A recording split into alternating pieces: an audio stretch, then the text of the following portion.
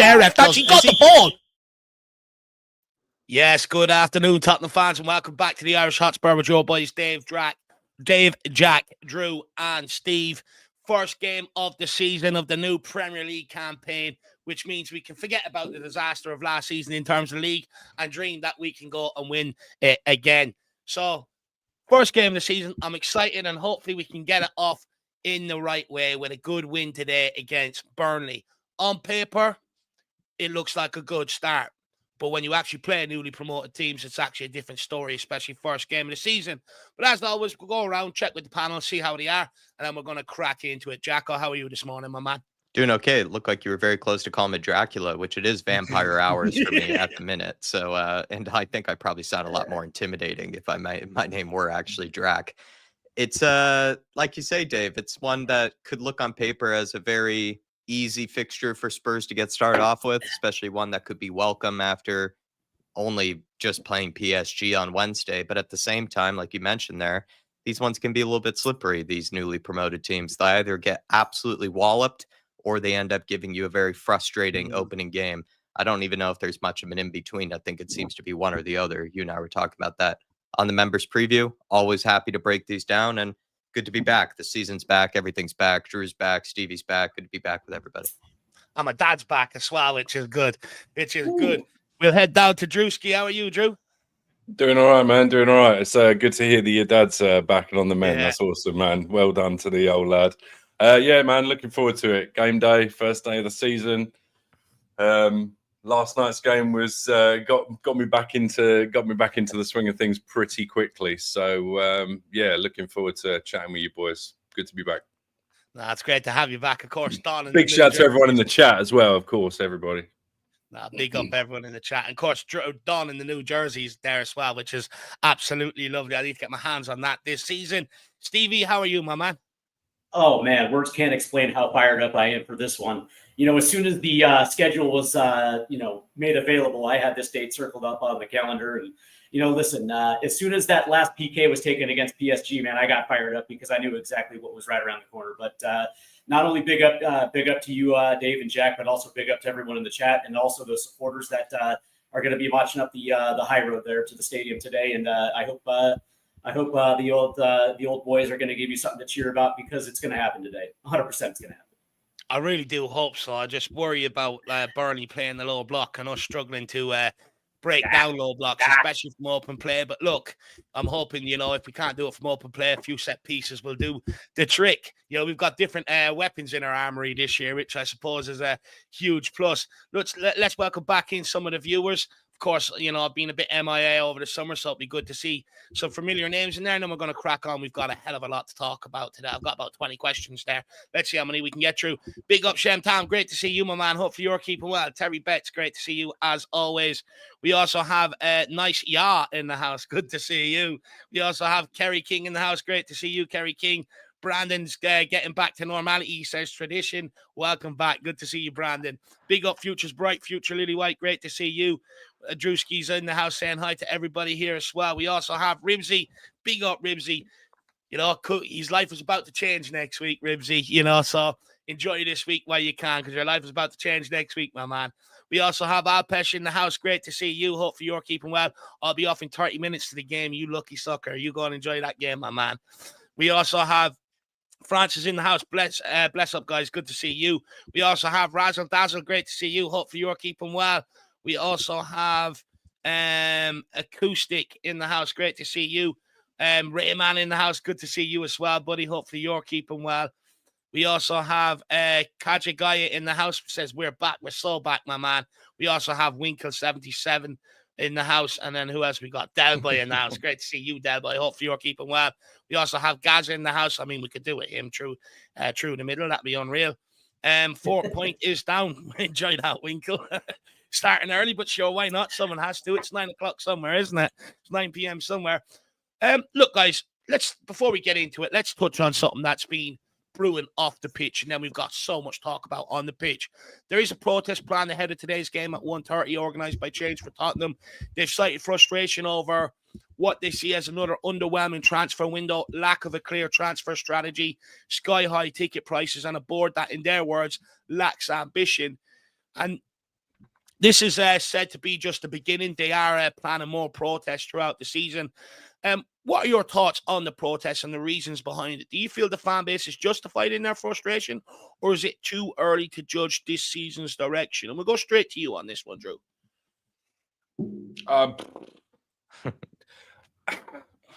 Anyone is entitled to, you know, obviously within reason, do whatever they want to do. I think it's ridiculous, especially first game of the season, especially the timing of it. The fact that this morning there are reports that Eze has apparently agreed personal terms. Savinho's agent flew into London yesterday. Yeah. It seems to me like spoiled children throwing toys out of prams, but that's just me. That's about as much time as I'm going to give them. No, fair. Steve, how are you feeling about the protest? I mean, do you share Drew's sentiment, or do you actually understand the frustrations? I think it's tone deaf, and I also think that the people that are organizing need to read the room. This is not a situation of protesting a season in which your manager has punted away the second half of the season just to focus on one competition, and those results, keep on manifesting into bad result after bad result. And there's actually a reason to protest, right? I understood it last season, but now coming off the high of the Europa League title, and then of course, I understand the summer hasn't necessarily gone the way that some may have wanted. But that being said, listen, man, we're right on the cusp of getting Eze through the door. We're going to get Savino through the door. And then all of a sudden our attacking four is going to be night and day different than it was just a week ago. And one of the things that I understand, patient, they don't want to hear patience. But that being said, read the room, right? I think I would probably speak for every, Spurs fan that they're excited for today. And the last thing they want is a potential distraction that could kind of take away some of their enthusiasm to start the season. No, look, fair. Look, to be honest with you, boys, I sort of sit on the different side of things. For me, I think we're after winning the Europa League. I think they should have used this summer to really kick on. You look at all the other top teams, they've got more or less all their big business done. We're still floundering around here with some of the same problems that we had last season. Our attack is very underwhelming. And the fact that it's taken them this long to try and get it sorted, for me, I don't think is good enough. Look, Eze, Savino do look like they're on the cards. I mean, I really hope we get them over the line, because if we do, we can transform ourselves into a very decent competitive team. But if we don't, the trouble is there. And I think, for me, you got to understand, the people that are organizing the protest and that are going to the protest, it's not just off the back of this summer. It's they feel like this for a long time with Daniel Levy, that to a degree. They feel like he is holding the club back on the football pitch. And for me, I just think the way we've conducted this summer transfer window compared to other clubs, I think, for me, is a bit disgraceful. Where is the ambition? And I sort of do understand the frustrations, to be honest with you. But Jack, I mean, where are you at with it? Some fans argue that protests hurt and create negativity. Others say it's the only way to push for change. Where do you stand on the timing and the impact of the protests? I don't really have any issue when or, the motives behind change for Tottenham. I think this is not going to be probably the most well received of them, but that's sometimes just the price of maybe standing up for what you believe in, or just even protests in general. Some protests will have a lot of momentum behind it because something ends up maybe going in your favor, where there's some frustration that can come around whatever instance, whether it's Daniel Levy, new hotel being built, bowling alley, whatever it might be, right? And then all of a sudden, fans can get up and roar. But I think this time it's probably not going to be as well received as maybe they would like, but I think they're probably well aware of that. It's just how it is. I actually support what they do. It's just, I think I'm also going to be well aware that this is probably not going to be the most well received of them, because this one in particular, at least if I remember the statement, Dave, a lot of it really just had to do with their frustration around the transfer window. I think sometimes there have maybe been better reasons for them to maybe protest when it came to, of course, last season, when they increased the season ticket prices, even though we didn't have, any Europe or whatever. I remember that was Ange Postecoglou's first season or something where they increased ticket prices. They got rid of the senior concessions, various things that seem to be maybe a lot worse than, being skeptical about whether Spurs were actually going to do anything in the transfer window type of thing. So that's all I'll say is maybe this one might not have as many people behind it just because maybe they're going a little bit early. And also as well, the transfer window technically hasn't closed, but I actually sympathize with them. I think this has been once again a very Spursy-esque transfer window, but once as it goes through the door, all of a sudden, it might not be received as well. But you know what? Look, I don't expect a massive turnout today at the protest, but I'm a firm believer, you can't just, if you really believe in it that much, you can't just protest when things go wrong. You got to also be there when things are going when things are going well. It's got to be consistent. And I think when you go through, when you're organizing, when there's not as much hysteria around it, I think when things are going bad, then you do end up generating a lot more numbers and a lot more support because, I think people understand it if you're there week in, week out, rather than just picking and choosing your moments when you want to do it. But look, for me, I think it's always good to keep the pressure on the board, to be quite frank with you, because the minute the pressure drops off them is the minute they'll start acting the fuck again, to be honest with you. But big up, Archer. Good to see you. Hopefully you're keeping well, my man. Great to see you in the building. We are Spurs TV as well. Great to see you in the building. Limpy down under as well. Hopefully you're keeping well. And then we also have Osama Hyder in the house. Good to see you. And then we also have Naughty Paperclip. Hi, guys. Some Spurs, same Spurs, wait to the end. Bargains like madness, but I do this every year. More fool me. Look, I'm just getting fed up with it. I sort of, at the start of the summer, I sort of said we would be sitting here in August, still waiting around for our signings and all. It's nowhere near good enough. You look at other Can we not just look at the fact that we have changed? I could understand it maybe if we'd have continued on the same path and if it was still Ange and they'd have had their plan, then I could very well be sitting here a month or 6 weeks into a window getting a bit fed up if we hadn't made any moves. But the fact is we decided that we had to change manager and the managers had to... It doesn't matter what manager. No, but to a certain extent, Dave, you do, because he's got to come in. He has to assess the squad, and even he said in his press conference yesterday, "I know of these players, but I don't know these players." True. Eze's release clause didn't end till yesterday. It was a difficult deal to do. It was never going to get done until after that release clause was over, so that they could adjust and do whatever they needed to do. So I hear what you're saying, but let's not pretend. Thomas Frank has been in the Premier League for how long? He knows Tottenham's weaknesses by looking at that squad. When he interviewed for the job, he would have highlighted certain areas where he wants improvement straight away when he walks in. Every manager does. The assumption that a manager comes in and goes, "Whoa, Daniel, hold fire in the transfer window, let me assess every option," is absolutely it's a non-runner for me. He already knows where he needs to improve, and when he does the interview for the job, but he hasn't. Improvements here, and here, and here. The one thing that he hasn't done, Dave, is that he hasn't had hands-on with those players to say, "Look, I see you doing this, this, and this on the pitch. I need you to do that, that, and that." But he gets a one-dimensional view of the players that the club have got at the time. He has got you've got to at least give him a chance to go, "Do you know what? Actually, he can do that job that I need him to do. So therefore, we could pivot and put more money over here because we need that more than that now." No, look, I don't think that's the case. I think when he walks in, he would have said straight away, "I need this guy gone and that guy gone, and I need this hole and this hole filled." There might be a case where one player might change his mind and go, "Do you know what? Maybe he's a bit better than I thought, and I think he can do the job." But we can't keep doing this under every manager. When they walk in, they've got to do this, they've got to do that. When they're interviewing for the job, they're telling the club straight away where they need improvements. You've got to remember, these guys these guys have to go in there to a large degree, put their plan forward, which means they would have sat there, they would have assessed the squad, pointed areas where they need improvement and stuff like that in the original meeting with the board with Daniel Levy. And at the end of the day, I'm not being funny, but the whole world knows we need forward players. It's not a bloody secret. We've known it since we decided to sell Harry Kane. And even when the club were deciding to sell Son this summer, they knew they needed forward players. Thomas Frank is still sitting here waiting around for forward players. And it's all we've been after this whole summer transfer window. And we failed to get, of players of quality in the door. We are about to fail and make another manager's job even tougher if we don't get the business done. I'm sorry. Man United can go and get their business done early, and they're supposed to be fucking bankrupt. You got Man City going and getting their business done early. Liverpool won a Premier League title, and they doubled down and went and got their business done early because they want to deliver more. You know, you look at all the teams that we're expected to go and compete with, all doing business, and we're sitting here making excuses yet again.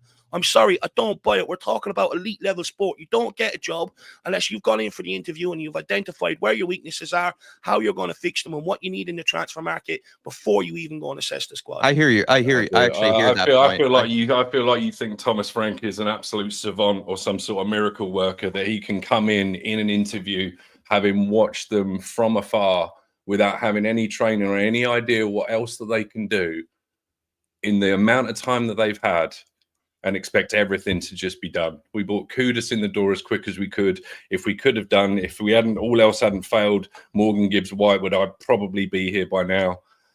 I don't know, man. I just think it's. I could understand it if we'd have kept the manager. I could understand it, but we've decided that we need a complete change again. But we're not giving the guy the chance to really have a look. Because we made the change because we didn't want to go and spend the money that we knew we needed to go and spend on Ange Postecoglou, and that's why we made the change. I mean, we didn't know if Sonny was. I don't think we were going to spend too much time on it, but like, I hear both of your points. But I said this to you earlier, Dave, and I do think we have to accept the fact that by making that change of manager, which I think is what Drew is saying, that you're automatically going to be on the back foot compared to other clubs. Like Arne Slot has had a whole season to address his squad, and even he didn't end up making any signings of any kind because I think he wanted to assess his own squad. Enzo Maresca didn't make a ton of signings with Chelsea in his first time because he was assessing his own squad. And I think by making this managerial change, you end up just putting yourself on the back foot because the manager has to assess his whole squad. He has to make sure what he wants, what he needs. I hear your point that it was very obvious what Spurs might have needed and what they needed to bring through the door. But I think by making that managerial change, you automatically are setting yourself back 2 to 3 weeks, 4 weeks. Even Alistair Gold came out yesterday in his own video and saying that Spurs, in a way, by making that change, have automatically set themselves back, and we're going to make it a much later summer than it needed to be. And he even was frustrated this transfer window, to be fair. So I think that just sort of shows it, that Spurs weren't acting as quickly as they could have. But at the same time, if this just sacking Ange Postecoglou made it, sort of lag and made it a lot slower than it was, than we might have wanted. I don't buy it. I think it's just excuses. What were the excuses under Postecoglou last year when it was his second season in charge? They knew he needed certain players, and they left it late to bring in Solanke, left it late to bring in Wilson Odegaard, and 2 of them got injured, over the course of the campaign. It's just excuses, lads. Look, what was their excuse last season when Postecoglou already had this squad assessed? We were going off the assumption that Thomas Frank hasn't walked in here and said, I need this player and I need a certain player here, and there already are players that I have. I'm telling you guys, you don't get the job unless you've gone into the interview and you've pinpointed areas where you think you need improvement straight away. That would have happened. Thomas Frank, there's no way Thomas Frank went in the interview and said, I don't need anything. Let me assess my squad before we go and talk about transfers and stuff like that. It just doesn't happen like that. Correct. There were probably certain concessions made in that interview, right? Because he was leaving a position at Brentford where he and the ownership and the football operations. We finished 17th last year. I mean, right? No, well, but he had a sign that we need players. Then I don't know what is, guys.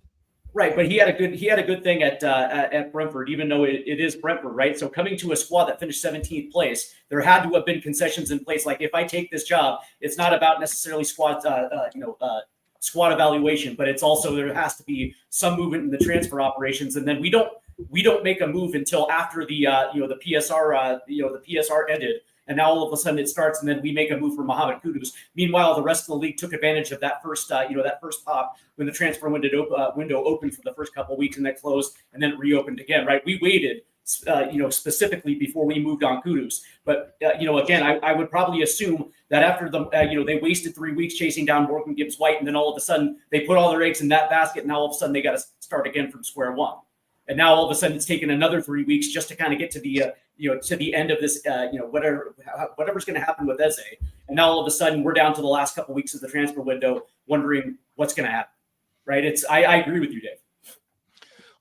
look, personally, I just don't think it's good enough. Look, I accept the fact that, it might derail your transfer window, or not derail it, but delay it by a week or two. But let's not forget, Thomas Frank, I mean, it's been evident all preseason in the preseason friendlies. We could not slice butter. We couldn't put knife through butter right now. We are absolutely shocking from open play. It's the same problems from last season. Let's not pretend that we didn't know we all needed attackers coming in this summer, and that we needed them in quick. That was the biggest area of improvement that needed to be made this summer. That's the reality of it. We knew that from last season. We knew that when we sold Harry Kane. We knew that when we were letting Sonny go, how crap we are going forward. We relied off a halfway line goal from Papa Matasar against Arsenal to get the victory pre-season. How many of them is he going to score this season? We've relied on our centre-backs mainly this season, and even against PSG, to deliver the goals. How far is that going to get you over the course of a season? So let's not sit here and pretend we don't need improvements, and we don't need them quickly. Anyone else want to come in? I don't know. By the way, just quickly, some guy says someone it. shut this Irish dick up. First of all, I hate to break it to you, but you are tuning into the Irish Hotspur. So if you don't like Irish people, fuck off. There's plenty of other Spurs channels around out there. And second of all, we're having a debate. If you can't debate without having respect, again, fuck off. You're not the type of person I want around the channel. Sorry, move on. Who wanted to speak there? I mean, I didn't want to spend too much time on it, to be honest, but I mean, I kind of agree with what Drew had to say about it, to be honest. Even though I absolutely agree, Spurs definitely knew what they needed, but I think by making a managerial change, you always were going to set yourself back. I think more than a week. I think a few weeks. Even Lazy and what would Eight's you comment. two guys do then if we don't get some transfers in at the end of the window? You're going to Well, at the end of the day, it looks like we are, and I'm probably then living in maybe a bit of a happy clapper mode because it looks like Eze has agreed personal terms, and it looks like this deal is going to be done over the weekend. So I'm probably just in a bit of a happy clapper mood about it, that we actually are going to get the signing that a lot of us have wished for and hoped for, I mean, multiple years now. He's almost like he's like a Damiao, or, he's like a Jack Grealish, type, someone that we've been linked with for a long time, so I'm probably just living off of the high, the euphoria of actually signing him. So maybe I'm just less critical than I normally would be. No, that's fair. That's fair. And that's I don't know. I mean, anyone else want to come in and say it before I move on? Anyone else want to say? Again, man, I'm all for protests if that's what you feel like you want to do. Because again, I think it's everybody's right to protest something that they actually love and care about. But that being said, I also think it's kind of tone deaf. Just considering this is the start of a new campaign under a new manager, and it looks like the excitement level within the ranks of the players is actually high. So it looks, for me, I mean, coming into a new season, clean slate, and it looks like the players are completely on board. I don't know, man. I just think you kind of have to take the temperature of the room. No, that's fair. That's fair. Well, guys, let us in the comments let us know how you feel about it. And do you think we will get these deals done? Please let us know. Now, where am I? Now, because it is a new season, guys, new season upon us, the big question on everyone's lips is, can Spurs actually close the gap on Arsenal this season? And what do you think is the key to making that jump? And we'll start with you again, Drewski. Getting a couple of players in would probably be nice. I don't know. I think that's a bridge too far at the moment. I don't even think we should be worrying about that lot. I think we need to look after ourselves. We need to work out as a team how we're going to play, because, as I say, he's not really had long. He's not going to have long on the training pitch because of the schedule and because of the fact we've got Champions League football. So to a certain extent, we got to hit the ground running. But I can't worry about other teams. I just need to concentrate on what we're doing. And I genuinely think, like, there's too much noise. Like, there's too much noise from at least one of these deals, that being Eze, for it not. I mean, I could end up with complete mud on my face, but I just don't think it's not going to happen. Savinho one might be a little bit harder. But I mean, I've said right from the off that I'm concerned this season that everybody is all of a sudden expecting, I don't know, there's this talk of, pushing for top 4, top 5, the need to, win another cup, etc., etc. I mean, I feel like as a club, we absolutely have to get back into Europe, but I don't necessarily know that we absolutely have to win a piece of silverware, because if that is the benchmark and we don't do it, then I just think we're setting ourselves up for, disappointment. I just think we need to take, I'm not saying, I want to be optimistic. I want to be excited about it, but I also don't want to bite off more than we can chew and put ourselves in kind of a false position. And then, there's so many examples of teams doing that. And then you kind of go, well, look at where they are now. I mean, Leeds are a prime example of that sort of behavior. I mean, I'm watching kind of the Aston Villa game now. I mean, Aston Villa's summer has been atrocious. I'm watching play Newcastle. Newcastle's summer has been atrocious. And those are, I think, are the teams that if you are really going to try and go, okay, well, we need to be there or thereabouts, those are the sorts of teams that you need to be kind of looking at and thinking, right, well, what's our squad like compared to theirs? If we can actually get something, if Thomas Frank can really, really get us ticking, then, top half of the table, European contention, that's what I think that's what I'm looking at. I want us to start looking resilient and start looking like a team again. It took Poch a year, 18 months, and I think it's going to be the same for Frank. I think it's going to be very difficult to go and, try and catch up Arsenal this season. I think from 17 to where Arsenal are probably challenging for the title, I think for me is a way too big of a jump for us to take in one season under any manager. You could bring in Guardiola. We're not going to make that jump this season. I think, but that's not to say, Dave, on our day, like I'd like to think that I'm really looking forward to the Arsenal game, like as a one-off against them. Like I'm really, really backing us, but it's the continuity over the continuity over the season. Look, it make no doubt about it. It's going to be difficult for me. I'll be looking for a top 10 finish and, and build on it from there in the Premier League. But I do think there should be demands placed on Thomas Frank in the cup competitions. At the end of the day, despite how bad everyone thought Ange Postecoglou was, despite having 11 players out injured at times and everything else ran against him, the guy delivered the Europa League trophy. So if he has everything like that going against him and delivering the Europa League trophy, and everyone, was painting Frank as a better manager before Ange was even sacked, then I think we should have demands on this guy to go and try and challenge for one of the cups, to be honest with you. I think if we bow out early out of the cup competitions, I don't think it's acceptable, under Thomas Frank this year. I think we have to go and try and push for cups as well. At the end of the day, you win a Europa League, it brings demands whether people like it or not. I don't subscribe to this notion that Frank has no pressure on him this year. Everyone that walks into Tottenham Hotspur has pressure on you immediate from the very beginning. And I think, there should be demands on him to go after one of them cup competitions personally. Jack, do you think there's a chance of us, catching Arsenal or even going for one of the cups?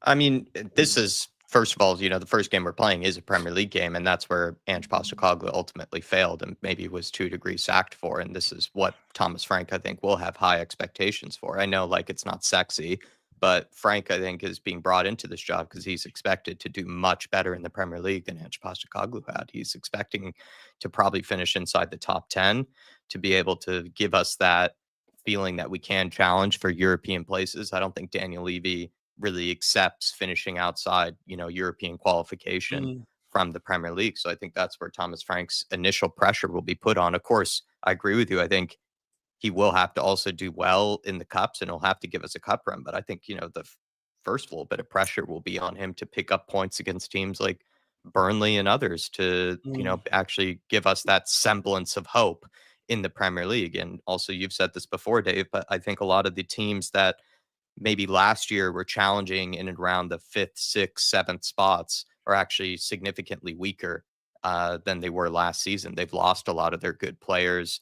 It feels like this is a good opportunity for Spurs to maybe claim one of those places, and it's probably a bit easier for us to do it than it would have been last season. So I think that's actually Frank's. It's not, there's no trophy for 5th, 6th, or 7th. Yeah. But I think, to be honest, I think that's where Frank will actually be judged. I think he has to finish in and around those spots, or at least be challenging consistently in and around those spots, because I think that's part of the reason why Ange Postecoglou was sacked in the first place, was just because we were so atrocious in the Premier League, and we were losing to teams. Obviously, Burnley weren't in the Premier League last season, but we were losing to teams like Leicester. We were losing to teams like Ipswich Town, these type of sides. And I think Thomas Frank is being brought in just so that we can guarantee that we will actually pick up points Yeah. against sides like that. Best of the I know rest. it's not. I agree with you Yeah. about cup competitions, but I think that's why Thomas Frank has been brought in to do better in the Premier League. Mm. Look, obviously the Premier League's your bread and butter, and you got to do better in it. You can't be fighting 17th. But like again, if they're going to sack a manager for finish 17th, well then where's their recognition to get summer signings in here quick enough to try and help push the squad on a squad. It's not just the manager's fault. It's also the squad isn't good enough. Steve, where are you at with it? How do you think this season's going to pan out for us Tottenham fans? Is it going to be much more enjoyable than last season's? I would hope so. But to quote my friend Drewski over there, Woolwich is shit. So I don't necessarily care about the boys on the other side of town. They can finish second for all I care, and they can continue that train of mediocrity. We say we don't care about the boys from the other end. No, I mean, but what's people wanted to lose to City, so they couldn't win a league title. So we do care. Well, yeah, maybe I'm just cut. Excuse me, maybe I'm just cut from a different cloth. Because I really just don't care. For me, it's quite simple. I just want to see consistency, and that for me is the only thing that I judge Thomas Frank on this upcoming season. And I've said this, quite a bit. And of course, Jack up here just made a very good point. Right, the consistency starts with the lower half of the table and not dropping points. To the likes of Burnley, Leicester, Ipswich, some of these sides that are going to be very much relegation fodder for the most part of the year. And I think that's probably going to happen again this season with the three that came up. And this is an opportunity to take advantage. Because if you look at the first couple months of the season, Dave, the schedule does not really get difficult until we hit November. And there's an opportunity for this squad to really bake a lot of points early and put themselves in a position to actually set themselves up for that middle part of the schedule, which is absolutely going to be grueling. That's when we're going to see a lot of hard opponents in the Champions League on top of the Premier League. And so there has to be some confidence built in the early portion of the season where they can withstand and show some consistency, from Wednesday to Sunday, Wednesday to Sunday, Wednesday, Sunday. And I think that's going to be a big step with the season, taking advantage of the early portion of the schedule. That being said, I look at the talent of this team, and I don't see a reason why we can't finish in that 6th to 8th position. That's just what that's just what I have for this season, on top of taking advantage of the cup competitions, because there's a real opportunity for us to at least get to Wembley in one of them. And if they can get to Wembley and play hard and potentially grab a trophy in the on their way to however the season is going to finish, I think that's going to appease the fan base. But that being said, if they can't, I still look at this side as if from week to week, if they are playing hard and consistent, I think I might be okay with that for year one. No, fair enough. I do worry, though, that we're sort of dampening our expectations, to a large degree. Like the whole idea when the Europa League, and even to a degree, changing managers to really kick on as a club. And now we're sitting here talking about, resilience, stability, and, stuff like that. I do worry that the expectations is being taken off this club heading into this season. I don't understand it personally, but look, let's see how it goes. Because I can guarantee if we don't win that and come the end of the season, people will be moaning again about trophies and wanting to go and win trophies. But let's be realistic, right? We don't have the upper echelon talent to actually compete for the top four. So that means, Drew is right. Still win a cup, though. Ange Postecoglou won a trophy. Correct. Still win Right. trophies. I mean, I'm not saying that, but I mean, when it comes to league standings, when you're looking at Newcastle, Aston Villa, maybe even Nottingham Forest, do we have the type of talent that we compete and finish in those spots? 5th to 8th. If we get injuries, no. Correct. But that being said, I mean, do we have the talent to kind of compete in that area of the table? I think we do. And I don't think and that's the thing, is I don't think, at least for me, I don't think my expectations are so far fetched that, it's silverware or bust. But that being said, if they can actually get to Wembley in one of those competitions and actually play well and potentially pick one up, I think everybody will be satisfied with that. Well, look, let's see how Frank does. I think it's a big season for him. It is a massive step up from Brentford to Tottenham Hotspur. Let's see how he navigates it. We looked good against PSG the other day. He found a way for us to compete, despite having a crap forward line. So fair play to the guy, and let's see what he can produce over the course of this season. But I do think Jack is right. I do think Frank was brought in to start picking up points off maybe the bottom 5, bottom 6 teams, regularly, just to keep us afloat. And then also you look at his record against the likes of Arsenal, Chelsea, teams like that. He's got a pretty decent record as well in taking points off the big boys. So, look, let's see how we get on and let's see how it goes this season. Let me see. Let's talk about that PSG defeat the other night, boys. Not just the result, but the manner of it. We were in control and then completely threw it away in the final 10 minutes. Do you think that this kind of collapse could deal a mental blow to the players and potentially affect their confidence heading into the Premier League opener today at Burnley, Jacko? Sorry, Chris Spurs. Sorry, Jack. How bad of me, Chris. I do apologize. He says, game day, come on, you Spurs. New season, new start, all aboard. The Thomas, the Frank engine. Choo choo, big up, my man. Good to see you. Look, new season, we're all pumped, we're all excited. Let's see how it unfolds. Look, if we get Eze over the line, I'll be absolutely buzzing because he's a player that we really need and a player that I've been wanting for Tottenham to sign for a long, long time. And I think it will help someone like Kudos, who right now everything is on his shoulders on his own. Yeah. But I think if we get a couple more attacking signings, I'll be a hell of a lot more excited because right now I believe we're just going to end up sort of having an okay campaign, but that doesn't excite me heading into the season. We get a couple of forward players in here, a bit more strength in depth. You know, I do believe then that we can go on and try and challenge for something, and that's what will really get me excited, Chris. But good to see you. But sorry, Jacko, back to you. The defeat the other day. Do you think that's going to maybe play on their psyche, play on their mentality heading into today's game? I might provide another happy clapper answer again. I wonder if we had much coffee, Jack. Yeah, maybe too much coffee, too much happy clapper juice in the coffee this morning. I wonder if we had beaten PSG, if then they would be going into this game almost overconfident or something like that, you know, feeling like, you know, we're on cloud nine, you know, we're the best team in the world. We beat the best team in the world. Everything's great. You know, like you wonder if even Daniel Levy-Wright doesn't push the boat then on the transfers, you know, classic because, you know, we beat PSG. But the fact that they did end up slipping up like that, it gives them that feeling that we can compete with the best, but we still didn't get over the line. So it's almost like a way for them to remind themselves that this is learning moment, that this is, you know, an opportunity to sort of build character as a side and as a team. So I just wonder if maybe they are freshly motivated actually after losing to PSG in that sort of manner, you know, kind of right the wrongs of how it went, you know, type of thing. Whereas maybe they might sleepwalk into this game if they had actually just beaten PSG 2-0, because then you would kind of look at this fixture and be like, well, it's only Burnley, right? You know, we just beaten PSG, but the fact that they did slip up might make them feel like, you know what, we actually have to get over the line this time. We need to finish the job. And the way that the players reacted, a lot of them on socials, Dave, they kind of all sort of seemed to come out and say, listen, we felt like we played really hard, but we're devastated, you know, that we lost in that manner. So I wonder if they will come out the gates firing and very motivated. So I don't want to say that it was a silver lining that we lost or anything like that, but maybe they will come out, you know, very motivated because they couldn't they didn't finish the job. In general, I do think, though, I do agree with you, Jack. I do think they should take plenty of positives from it. You know, I think if we were to play that PSG team last year, we probably would have been that bet by like 9 or 10 goals, to be quite frank with you. I think the fact that we gave them a really good go, I think there's plenty of, you know, encouragement coming out of that in terms of performance, you know, and ways, finding different ways to be able to compete. Where I worry about the mentality is, it's going forward, we're still lackluster. And, you know, it does look like a team in terms of on the breakaways, void of confidence, you know, to a large degree and stuff like that. And that's where I sort of, the fact that we sort of gifted them the game, you know, in the last few minutes, that's something that's been repetitive with this squad. How many times did they do it last season to a large degree, you know, tight games and stuff. And that's where I do worry a little bit about the mentality. It's sort of like they had it in their hands and they let it go.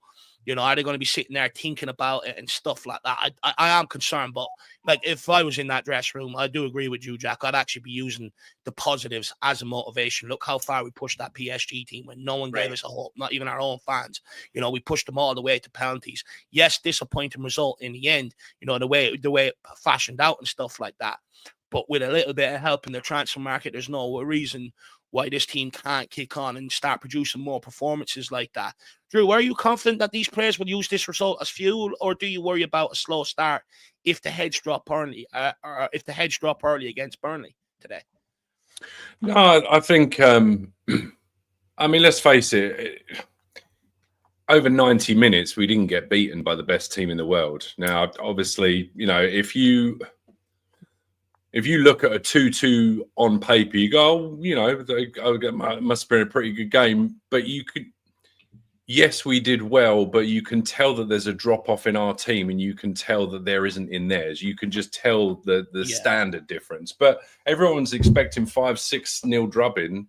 So, to go toe to toe with them, I think we did all right. I think there's only positives to take, really. And they're fortunate that they can bring on some absolute class. I mean, they've got a couple of kids that are just, next level.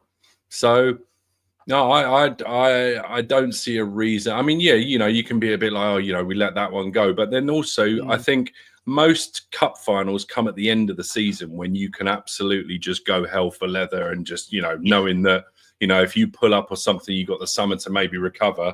I think in the back of your mind, because at first I was a little bit frustrated with Frank's substitutions, but if he'd have left a couple of players on and then all of a sudden now we got somebody else going down with an ACL, or Paulinia pulls up with a thigh muscle, then you're like, oh God, we're back to square one again. So I can understand him not pushing it. For me, I Drew, just quickly on the subs, I struggle to understand why people went after Frank that night for his substitutions, because they used to moan at Ange for not making substitutions, running players into the ground, not managing minutes. And this is what I always say, we sit here and moan about something in the immediate, saying we want something different, but then the next manager walks in, does it, and then all of a sudden fans are moaning, crying, and up in hysterics again, blaming him. And it's just sort of like, I think it's already unfair on the guy, and I'm going to be consistent. I think we're very unfair on managers, and I don't understand why people are bemoaning the substitutions made at the end of the day. At the end of the day, he's got to protect these players. Many people were asking for it last year under a different manager. Yeah, I mean, we are a bit of a basket case, right? You wonder why we don't get players coming in, because we have to have conversations like this, because, we got a manager that wins a trophy and yet we fire the manager, and then you've got a new manager that comes in but doesn't get time, and you've got some people that still love the old manager, so they snipe as soon as the new manager does something that they perceive to be wrong. I mean, we are a bit of a nutcase. So this is why I try not to get too high or too low, because, I mean, this game will turn you into a mug. This game will, I said on a show yesterday, something can be happening. You're halfway through writing a text to somebody, just being like, I'm about to carve you a new one. And 30 seconds later, something's happened in a game and you're deleting that text and just putting the phone down. Like, it will turn you into a fool. So I don't know. I think this is why I've said from the off, I think I had a conversation with you when he was hired that, deep down inside, I have a nervousness that he, as good as people say he is and as good as people perceive him to be, he's not been in charge of a club of this stature before, about to embark on a season like he's never embarked on before. He's never had Europe before. Never. I think he had a couple of games with Bromby back in the day, maybe. They were qualifiers. Right. Yeah. So, this is why I kind of, to go back, this is why I kind of have to, do I want to be using words like resilient and consistent? No, I want to be using things like rock and roll football, and let's just, go for their step on their throats and all that sort of thing. But, I think we just got to give him time. But the overall, the performance against PSG, I just think it's more positive than negative. I think we saw the good, the bad, and the ugly all the way through preseason. So hopefully the ugliness has been shaken off, and I think it's going to be a positive performance today. It's nice that we're at home. It's nice that we're against a team that's just come up. I think that's got to be a saving grace. If we were away at Man City first game of the season, or away at Liverpool, and then we get drubbed 4-5-0, then alarm bells, right? But I think this is the perfect opportunity for everyone to take a deep breath and get 3 points on the board, and then worry about next week, I do think a win today would sort of calm everything down around the club a little bit.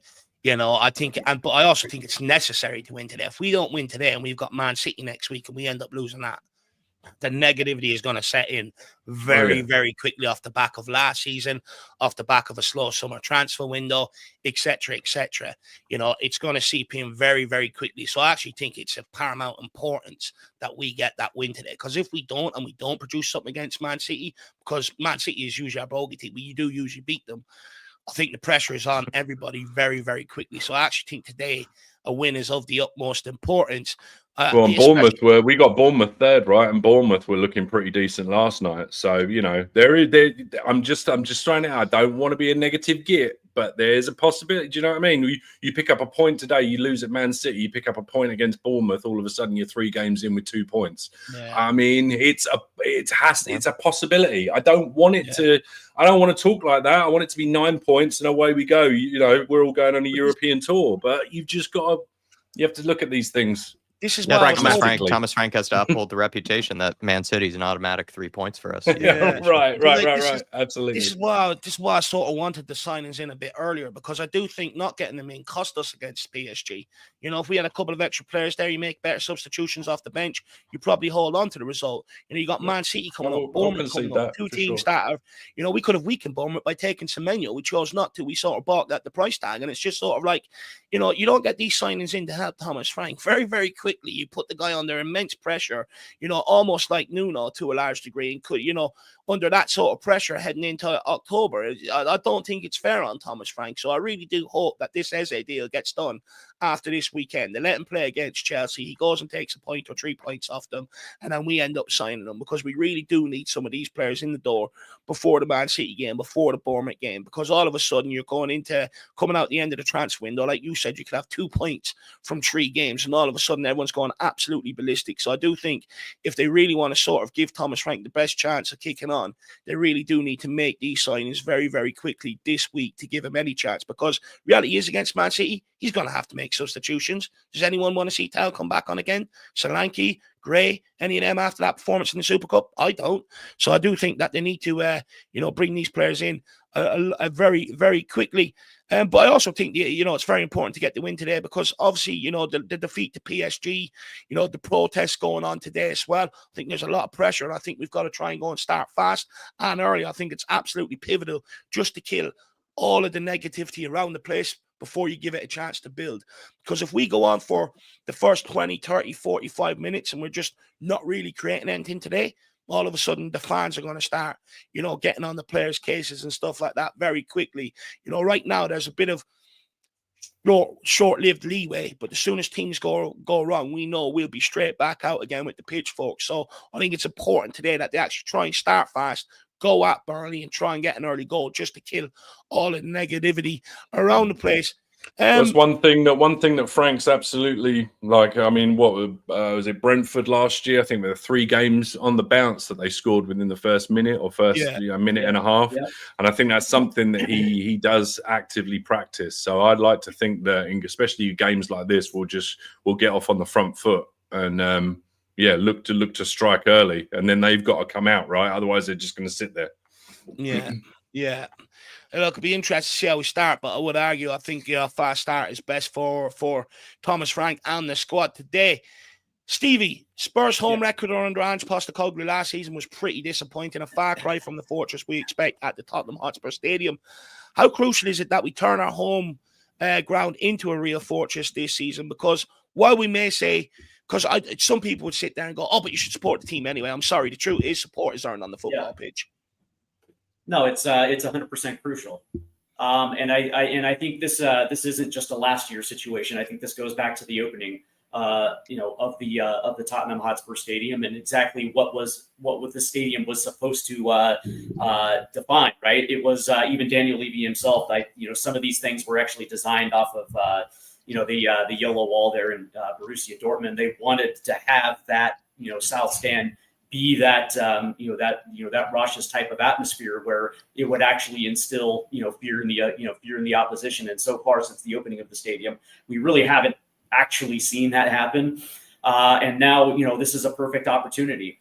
The interesting thing is that I'm actually quite excited about this because, again, I'll say this again, the first couple months of the season, the schedule is absolutely light. This is a perfect opportunity to kind of build that momentum, not just with points on the board, but also with this fan base to actually drown out some of the negativity, to actually put make sure that 12th man is in place, solidified before we hit that big portion of the schedule where it is actually going to be daunting. But that being said, it absolutely can happen and it absolutely should happen, because I just think this team is in a position where they're actually in a good place to take advantage of this early portion of the season.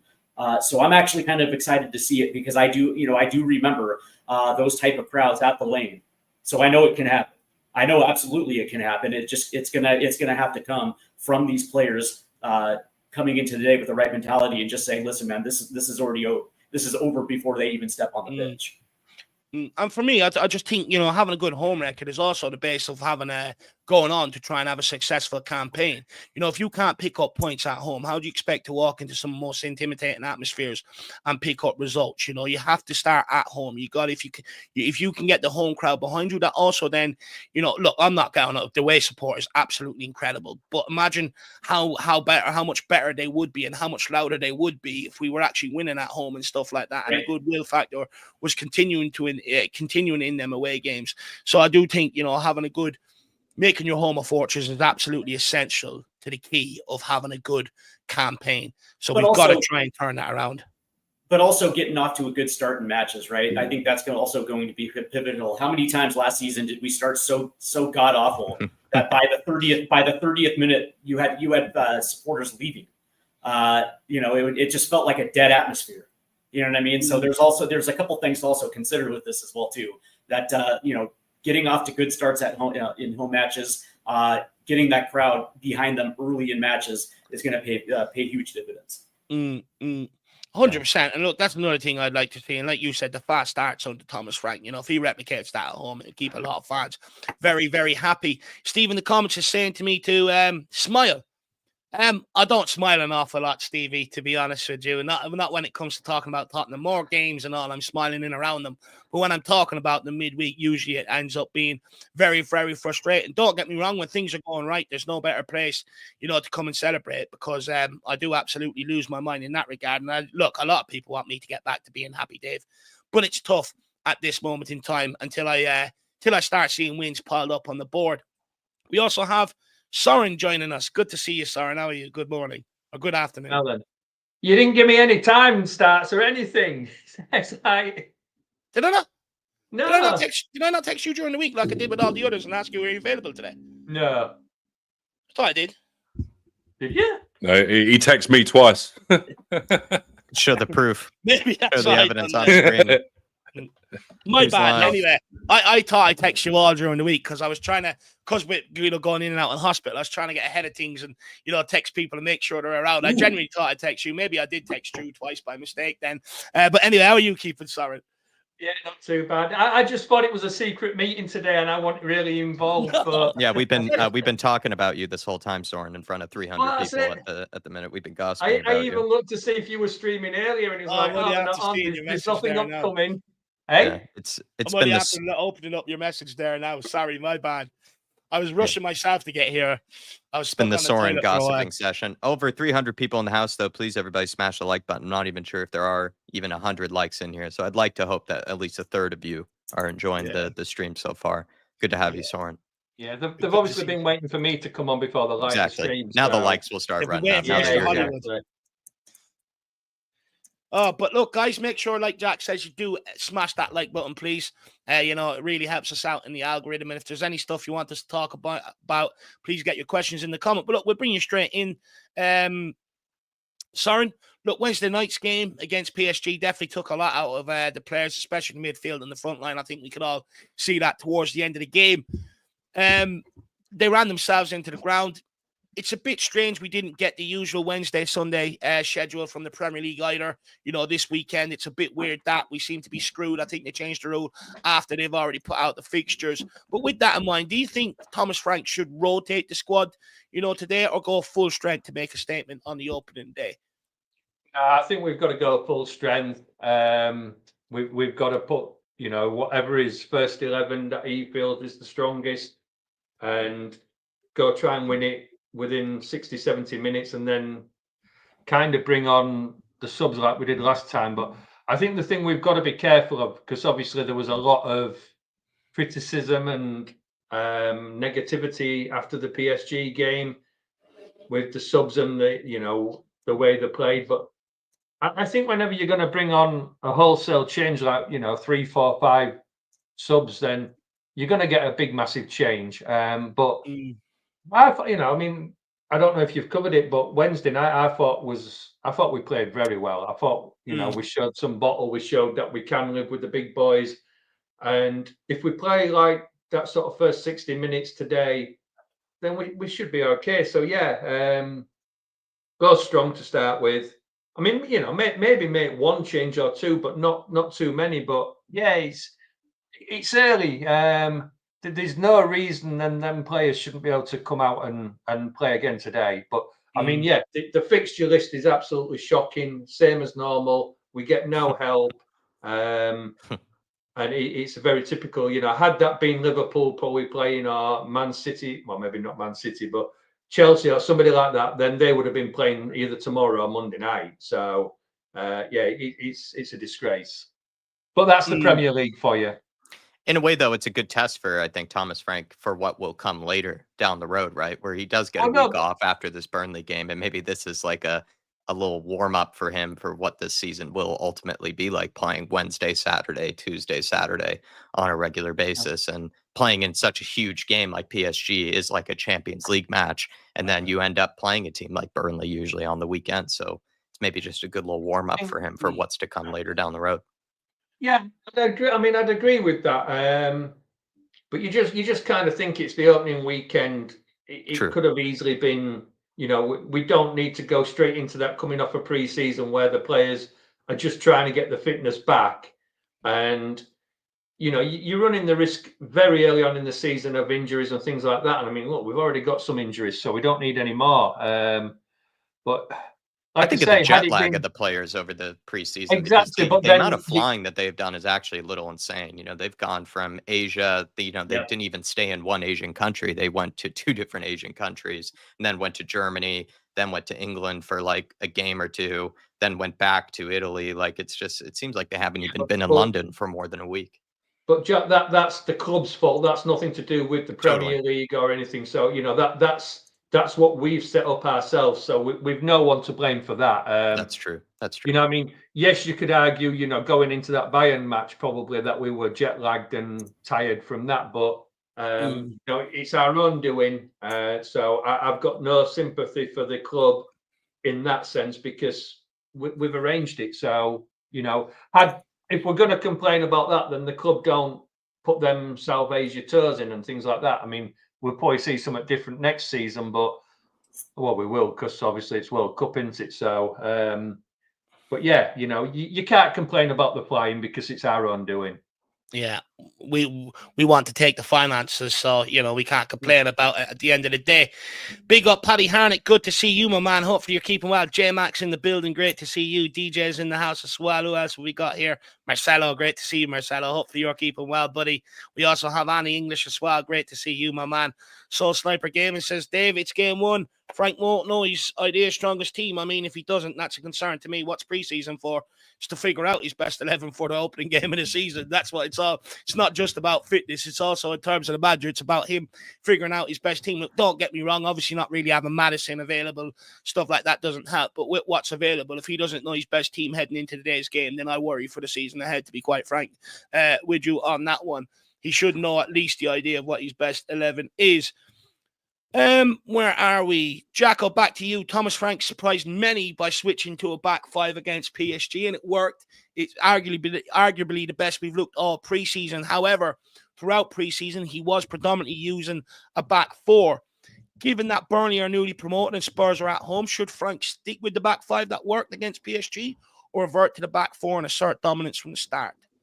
I think to me, it would make most sense to switch back to back 4 just to have more attacking options, because I imagine Burnley will continue some version of that defensive football that we're all hearing about that they employed last season in the Championship. They were one of the most stubborn defenses in the Championship last season, if not for the last few seasons of any team in the Championship. That record that you looked up in terms of the amount of goals that they conceded is insane. Pretty impressive, actually. So I would be surprised if they didn't, hone in on that, if not become even more defensive now that they're in the Premier League, right? It is just about surviving. You don't have to play sexy football or anything, as a newly promoted team. It's just about trying to stay up as best as you can. So you would expect Scott Parker to double down on the defensive football, which means then we have to open up ourselves. And the thing with Thomas Frank is, I think that the back five is something that clearly he can use and employ, and it works. But he's going to also, I think, switch between that in a different formation. And the big question mark, which we'll obviously talk about later, maybe soon, is what extra forward, or lack thereof in terms of forwards, but what extra forward will he go with today? I think he has to go to a back four. Back five only really works in the way that we tried to play it when we're going to be the team without the ball for a consistent period. No, I think you're right. I think, you don't need to show Burnley that same level of respect we showed PSG. I do think we should get an extra attacker on the field, to be quite honest with you. Going at Burnley, I think you go with a back five with two up top. To a large degree, I think it sort of sends out the wrong message, especially with it being his first home game as well. I think he has to go with a back four today. But is there anyone on the panel that would, make the case that we should actually stick with what worked against PSG moving forward? Soren, you're nodding your head. Work away. Yeah, I think... We're not that. I mean, we've played a back three obviously under Conte, but not with these defenders together. So to me, I would probably play that back three for a couple of games just to make, to get that installed into the players, so they know that system. We know they can play a back two because that's what they've been playing. So I think the most important thing for Frank today is not to lose. So. He's got to come out. He's got to make sure. Even a draw's not good enough, though, right? No, that's what I'm saying. I mean, to me, I think we cannot lose. We've got to get some momentum going, and I think with a back three, we can still push up. We can still push Romero up a little bit. We could probably let Van der Ven loose a little bit more. So to me, I would still stick with the back three, but probably contradicts itself. Have like an attacking side with the back three, if that makes any sense. Well, if anything, you could just focus. If you were to go with the back five, back three, you're maybe guaranteeing that you're not going to concede, to this Burnley team. And then you're just hoping that you can maybe pick one off, or two in the game and then just win the game 1-0, 2-0. I just think the transition Frank will have to make to Spurs is when you're at Spurs, these are games that you kind of are expecting to win and kind of have to win to an extent. Whereas at Brentford, other clubs, maybe a bit further down, you can get away with a more pragmatic defensive approach because it is just about not losing. Whereas with Spurs, it's going to be about winning these games. And in order to have that expectation of actually needing to win, that means you, in a sense, have to play a bit more open, a bit more attack-minded to an extent. But you're right. To agree with Conte, Conte was like, as long as we don't concede, I hope that, or he was guaranteeing that we would pick one or two goals off, and then beat a team that way without actually conceding. But obviously that didn't actually work out for him. But I could see Soren's argument, but I do feel like when you're at Spurs, you just have to show that flexibility that these are games that you're expected to win. So in a way, you have to play a bit more attacking. Is this why there's the dampening of expectations? Because to what Jack's exactly alluded to, these are the games we're expected to win. Yet when Frank was at Brentford, these were the games that he struggled to win. That's why I think there's the juxtaposition of wanting to be optimistic, and yet the reality is that that's what we're dealing with. So I don't know. It's just interesting. It's really interesting to me. That's all. But we had that on for the last couple of seasons, haven't we? Where the big games we've kind of done okay, and then the games we should be winning, we haven't. So to me, I just think for Frank himself, it's important he kind of kicks off to a good start, because there's already murmurings. You've come off a season where you've won a European Cup. You sack the manager. You bring in a new manager. How easy is he going to have it for a while? If he loses the first 2, 3, 4 games, there's a lot of pressure being put on him then. Yeah. To me, he's got to come in. He's got to make us fairly solid. We're all hoping we're going to be more solid under Frank. We expect to be more solid under Frank. So to me, the first 3, 4, 5 games, he just makes sure he doesn't lose. For me, that's the way I would look at it. I don't know. I think he's got to go and win today's game. I think he has to. If we Uh, don't, if we don't win today, then people are going to. I'll tell you, the next talking point for the week. What was the point in changing managers? You know, Anne struggled against these teams and stuff. If Frank is going to struggle again, what was the point? That will be the talking point for the next week. I think we have to go and win today. I think the pressure is on. You know, we've got Man City and Bournemouth as our next 2 games. They're not easy fixtures, you know, to handle. I think if you don't get the 3 points on the board today, I think people start pressing the fire alarm, the panic alarm, people like me and stuff like that. I think you've got to go and get the result today. Don't get me wrong. It's not going to be easy. Burnley don't concede a lot of goals. You know, under Scott Parker, they kept it tight. To only concede 16 across a 46 game. I don't care what team you are, what league you're in. That is an absolute phenomenal defensive record, especially in the Championship when you're at times when the fixtures are coming in heavy. You're playing every 72 hours nearly. You know, it's an unbelievable record to have. And we really do struggle against low block teams. So, you know, especially from open play, you know, we don't create anything. We couldn't create anything when we have the overload of 4-on-3, let alone trying to break down 10 men. But the only good thing in Thomas Frank's saviour is that we've got some big boys in that squad, and we bullied PSG from set pieces, and you're hoping maybe we can scrap something from one today if all else fails. But the good thing is there's many conflicting reports out there about Eze, but if I'm trying to read between the lines and what all the different journals are saying, because they're all saying different things, does look like this deal will get done, you know, after the weekend, probably Monday, probably Tuesday. You've got a guy from Belgium reporting it's already done. And you've got other people reporting he's not going to be in the Palace squad this weekend. You've got other people reporting saying that they're still, Eze's pushing for the move, but that they're still trying to, you know, settle the final payments and how it's going to be structured and stuff like that. So there is a lot of different sort of conflicting reports out there, but it does look like it's going to get done, which then means we can start scoring goals from open play, which would be a huge concern of mine. But like the Morgan Gibbs White one, not going to get excited until he's actually officially holding up the jersey. I learned my lesson. Morgan Gibbs White was a player I was really excited about when he's coming in here. Me and Jack have been huge admirers of him for a long time. Even though we got the here we go, it still didn't happen. So I am literally going to hold off until he's holding that jersey before I get excited. But if we do get Eze in, I would hope we don't stop there either. We need someone that can specialize off that left-hand side. You've got 3 wingers there at the minute. None of them is really none better than the other. They're all sort of bang average. I do think we need to try and double down and get Savinho in as well, if possible. But it does look like we could be getting an Eze announcement Monday or Tuesday, which would be absolutely brilliant. Anyone want to have their quick say on Eze? I know people get excited about these transfers and stuff like that. Me personally, I hate the transfer window. I can't wait for it to end. 31st of August, that's when I'll have a bit of a party. But I mean, look, we'll go around the house, give everyone their say on Eze. Do you think he's the right signing for Tottenham Hotspur? Because at the end of the day, our big problem is breaking teams open from open play and scoring goals. And that's essentially what you're signing Eze to come in and do.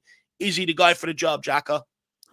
I think he is, especially with Thomas Frank and the attackers that he's had in the past, which I said yesterday on our season predictions. I think when you think about Thomas Frank, what he had before, it was all about being defensively solid. And then he had these forward players that could kind of do a lot on their own. They would almost create attacks in themselves just with their own magic, their own brilliance. Like Mbumo and Wisa could be like a 2-man attack. They would create their own chances. They would play little 1-2s off of each other. They would be able to break down whole defenses just by themselves without any help whatsoever from anybody else in the team.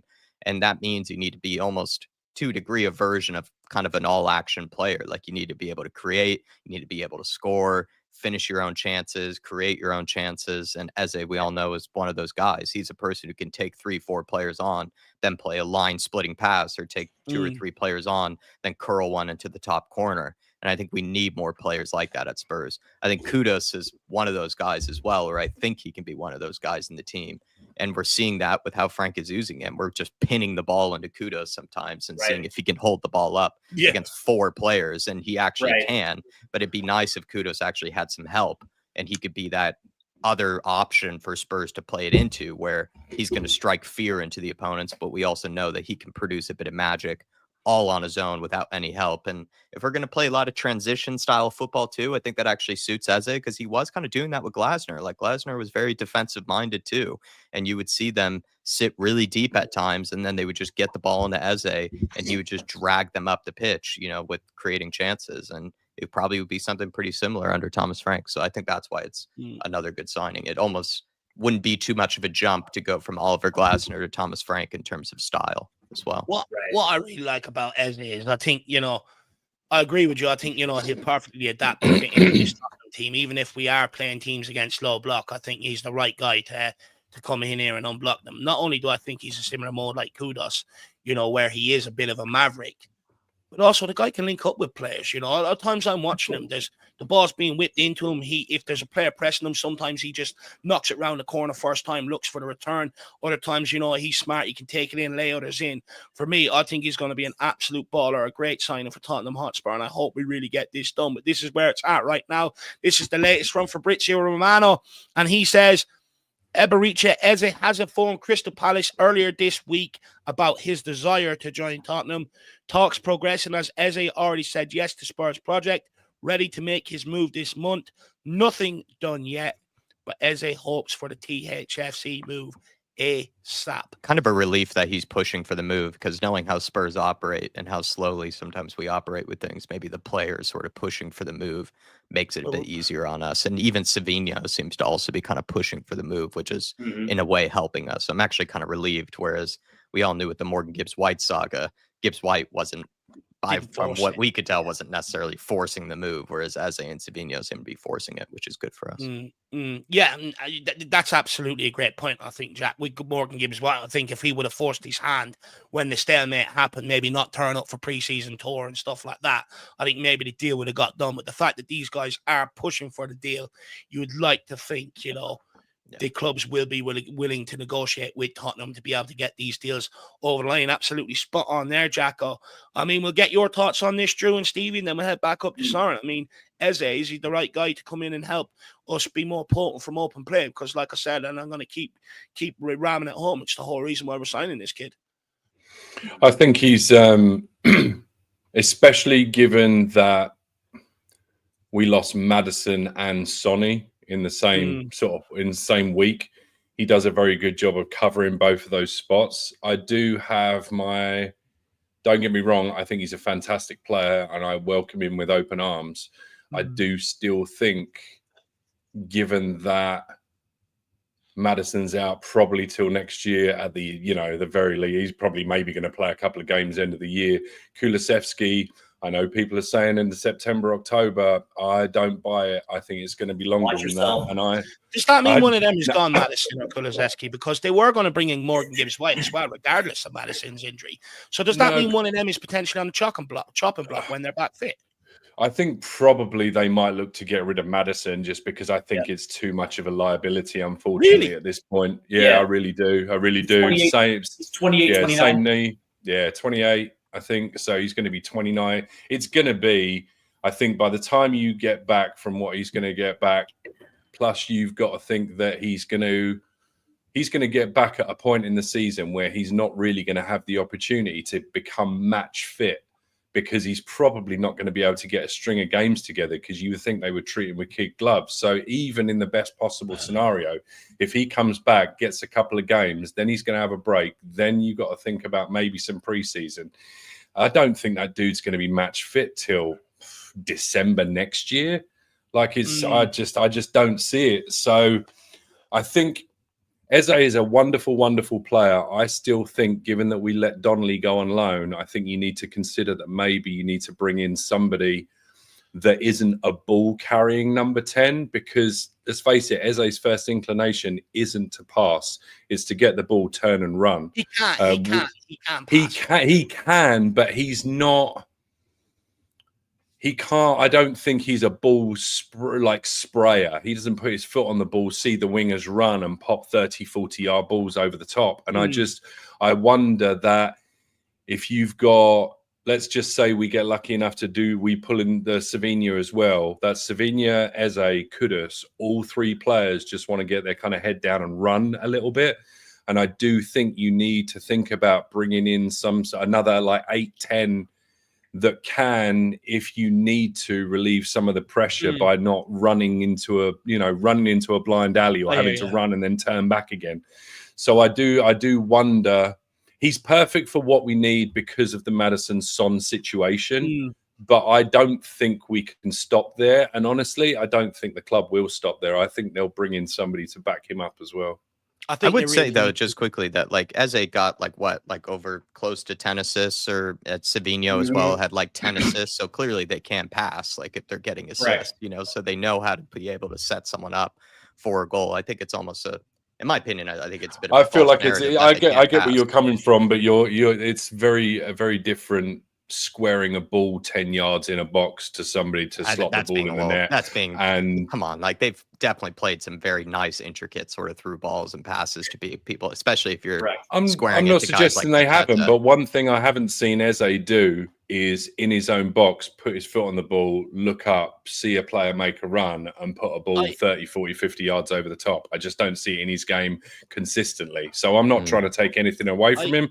These are top level athletes. Of course they can do that, but that's not his first inclination, I don't think. And my concern is that you've got three very similar players in Kudus, Eze and Savinho, that when they do receive the ball, they kind of do want to turn. In my opinion, that seems to be the first thing that they're like, okay, turn, run. So I'm not saying they can't be intricate. I think they've wonderful, fast feet. I just think you need to be able to have somebody in there that can play things a little bit differently at times. I do understand the point you're trying to make, and I'm not going to say this name just to irk you, Drew, I promise you. But first of all, I want to say a big up to Wembley 1 and big up to DB as well in the house. Great to see you guys popping in. But I presume the idea of bringing in, because right now my biggest fear is that you don't bring in someone else to play with Kudus. All the attacking responsibility is going to fall on him, and eventually people are going to start getting frustrated with him because we're not producing the numbers we should, because he'll end up doing a lot of exciting things. But if you've got no one else to really work off, you're going to end up in frustration a lot of times.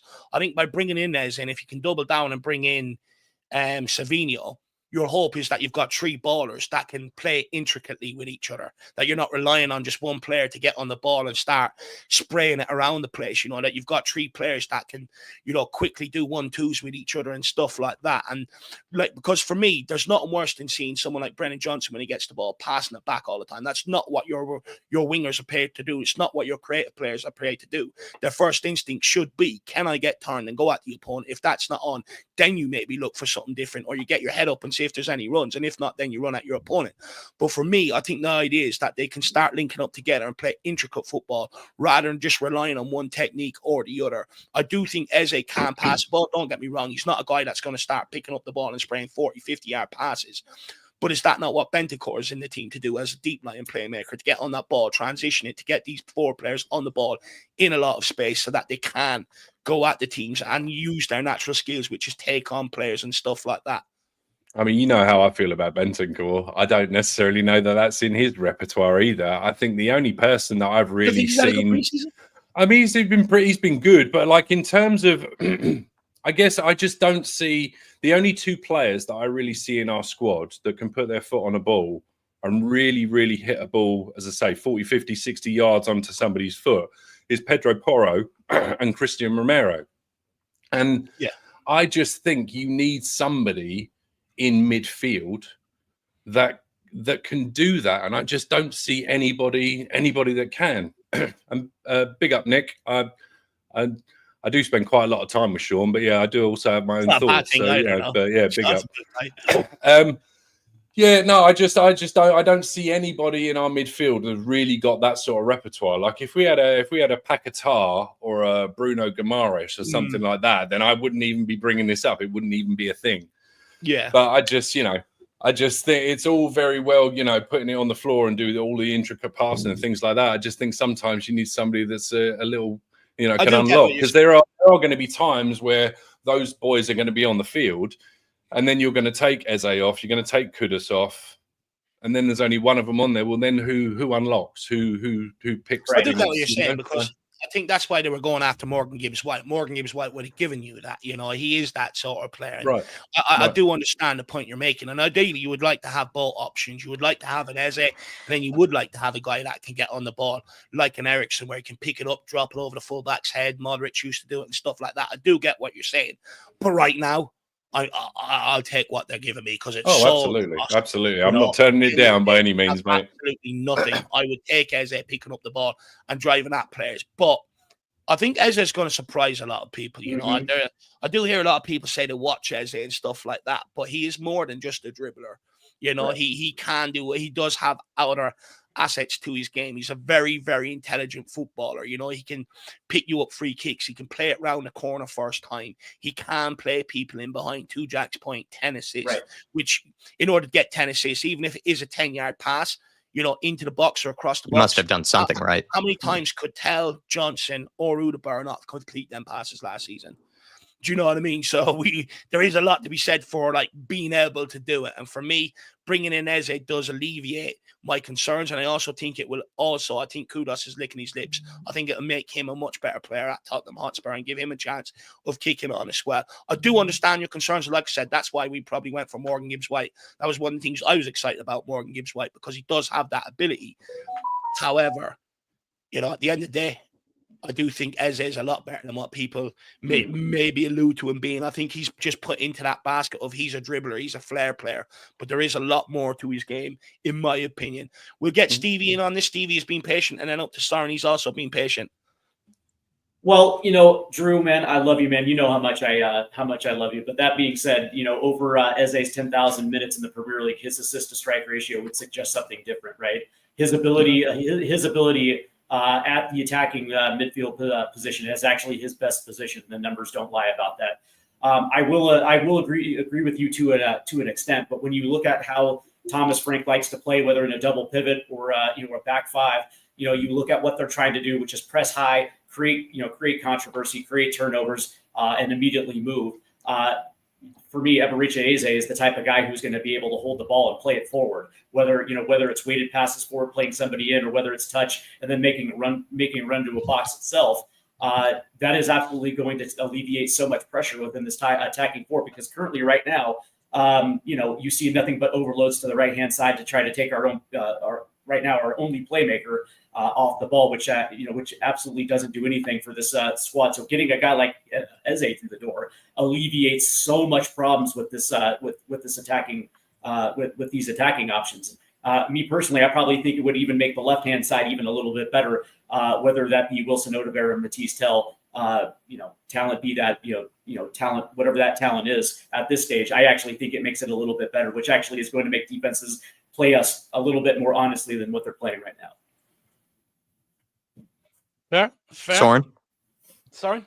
Yeah, I think my argument to my big bro back there is I'm not expecting Eze to be sat in our box with the ball to kick it forward. I'm expecting him to be up there running with it and taking it into their box rather than actually giving it in ours. But look, we've been chasing Eze for 2 years now, maybe even longer, and I don't think anybody's under the illusion that he is not an absolutely fantastic footballer.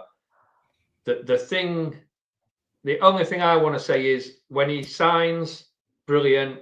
I've pretty, the inside information is he's already signed because apparently the medical team have already got his bed ready. So, they've bought an Eze mattress in for anybody that's wondering. So I'm pretty sure it's already done. There's a bed freed up. So it's a done deal. So yeah. Guardiola said Sabino's injured. Maybe that's why we went after him. Well, exactly. There's a couple of spaces in that Van der Ven's at the moment. So that's one bed freed up. Obviously, we should just build a hospital. To be honest with you, yeah, we come just on. Why are we building a hotel? Build a hospital. That's what he is. You all think it's the hotel, yeah? Yeah, you haven't seen the blueprints. Yeah, you all thought Levy was actually building a hotel. It's actually a full size hospital. So there's no worries about it. But humanitarian. No, look, we've all been really, really critical over Daniel Levy, and if this window ends with us having Kudos, Eze, Savinho, and maybe one more, then those statements of he wants to win the league, he wants to do well in the Champions League, don't look quite as stupid anymore. Now, if we get to the end of the transfer window and we've got none of them, then he's going to look an absolute plonker. So, getting Eze in, it's the first step. Let's hope we do get Savinho in, a Paqueta or somebody like that. Then this team suddenly looks really, really strong. And if we go and get them happy, which the rumours are at the moment, Jesus Christ, it's wet dream time, isn't it, really? But this is the ambition that we need, though, is getting in players like this through the door consistently.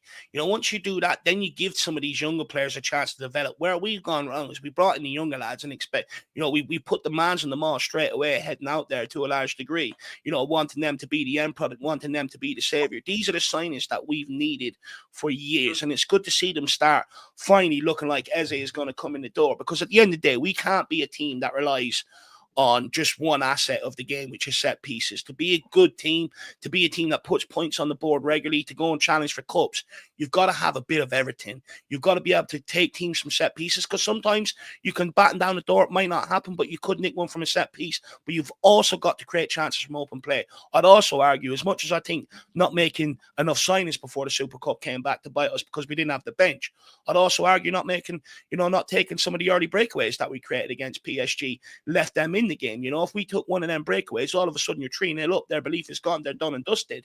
The fact that you left it 2-0 and you rely on set pieces, it always gives them hope. So for me, you bring in Eze, you would like to think we're going to become a lot better team to watch from open play, a lot more dangerous, which then makes you a very dangerous opposition across the board, because I do worry that nowadays in football, every team and every player gets put into a box. You're either this or you're that. In order to be a good team, you have to be able to score goals multiple different ways. You look at Liverpool, for instance. They score from open play, but they also can score from corner kicks with Van Dijk, Kamate, people like that on the end of things. And in order to be a good, solid team, we needed to improve this front line, and hopefully we can improve it massively before the end, before the window is out. But if we do end up bringing in Savinho, it means one of Johnson, Tell, or Udaber will have to either go out on loan and be sold, which I think will be a very interesting call on what decision is made there. But look, let's move on from Eze. We'll wait and see how that's Monday's topic. Hopefully that gets done Monday, and we'll see him holding up the shirt on Tuesday. Doesn't bringing in a Kudus, an Eze, a Savinho, an El Canu, something like that, doesn't that legitimize this project in a big way?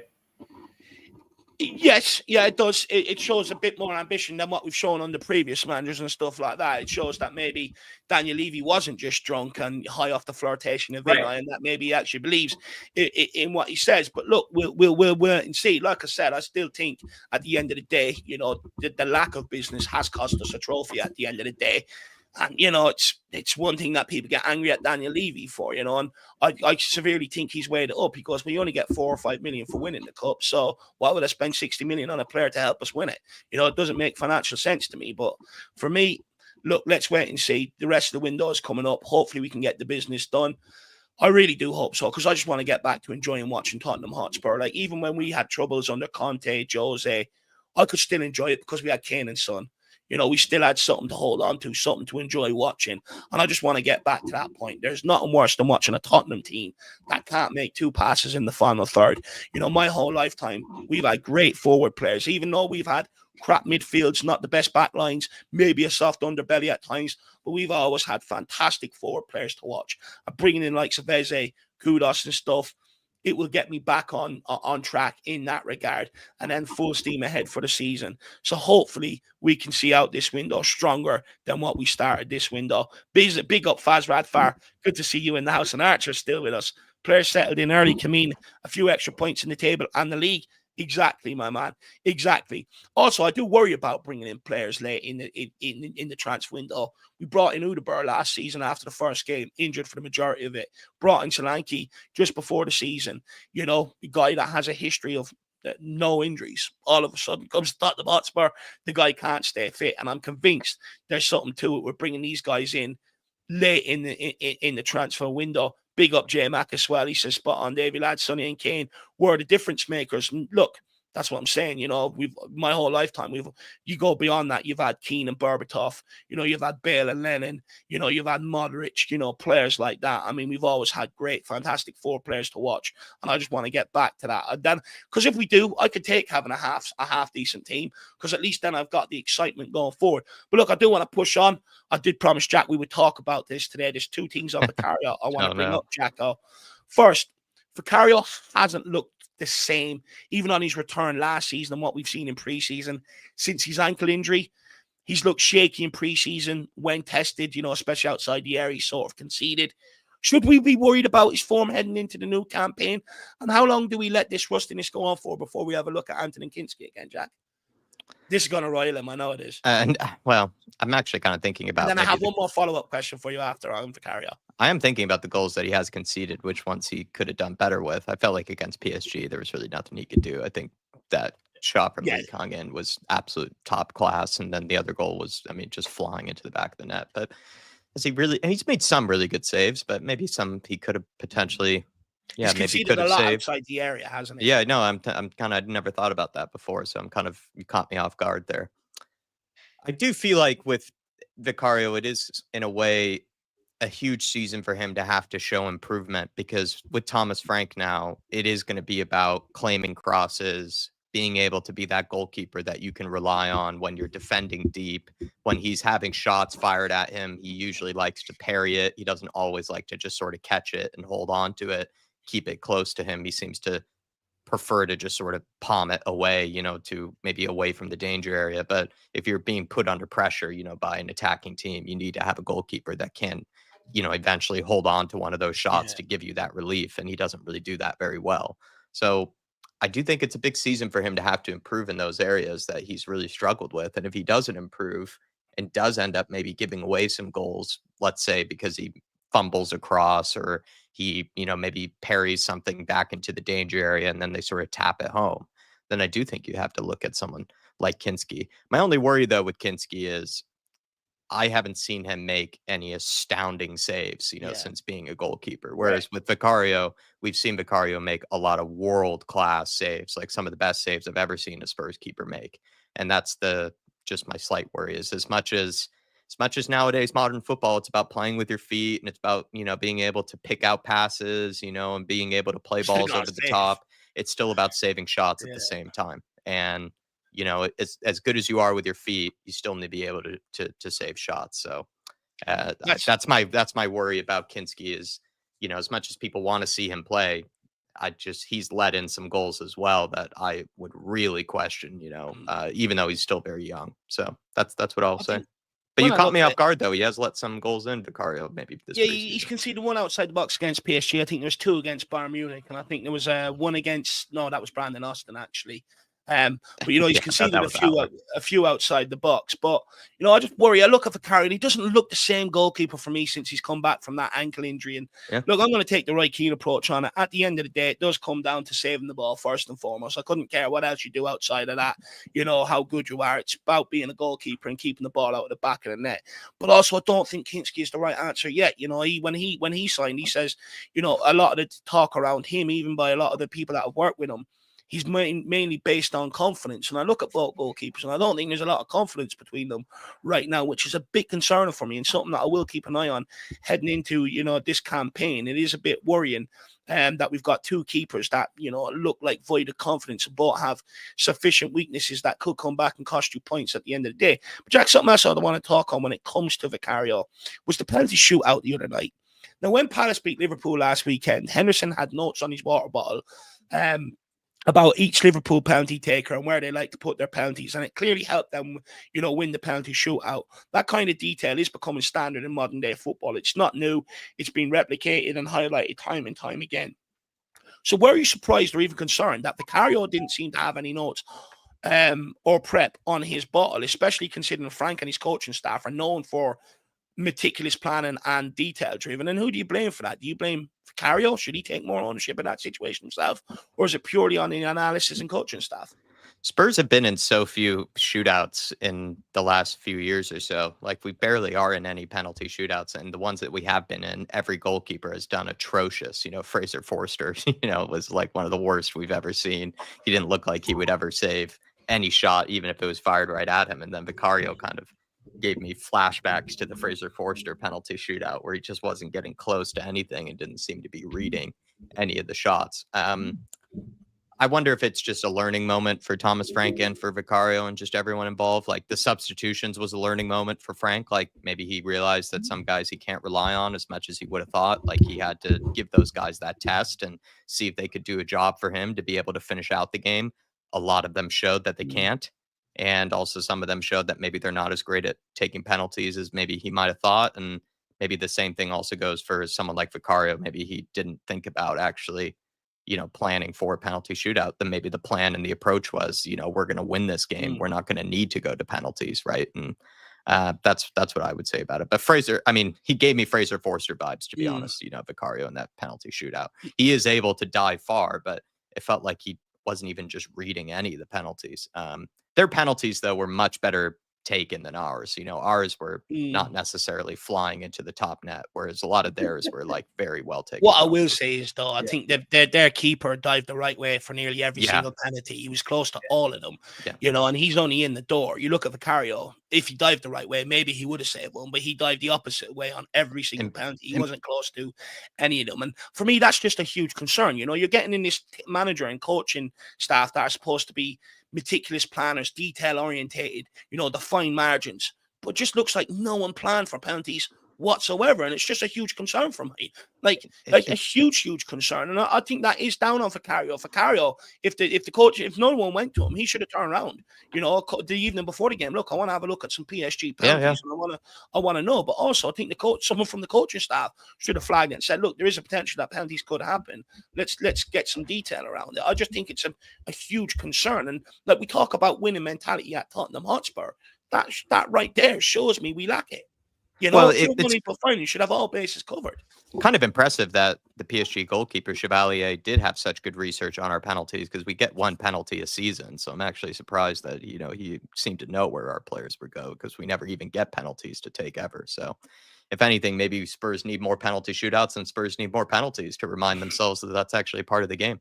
It's just a concern for mine, and I hope I don't see it happen again. I hope moving forward there's a lot more sort of detail and planning around it. But guys, I do want to move on and talk about the centre backs, and we'll get whoever wants to come in on this. But club captain Christian Romero is nailed on to start today.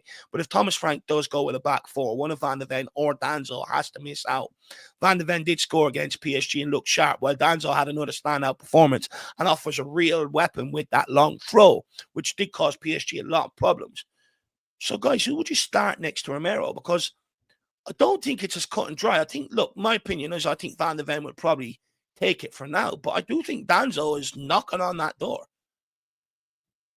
Anyone want to come in? I think Frank already said in the press conference VDV's playing, so I think unless he plays a back three and they're all going to play, I think it's probably just going to be Romero and VDV. Which is my preferred. That's my preferred. Yeah. I think Danzo's fantastic, and certainly can't underestimate the throw, right? It's a perfect weapon to have. Yeah, absolutely. It's going to be interesting to see how he plays it, because it's typically not your centre back pairing isn't typically one or the other gets substituted. So I don't know whether it will be a case of in game he goes from 2 to 3 and brings one on at times. I can't see him swapping them. Like, I can see him starting different pairings.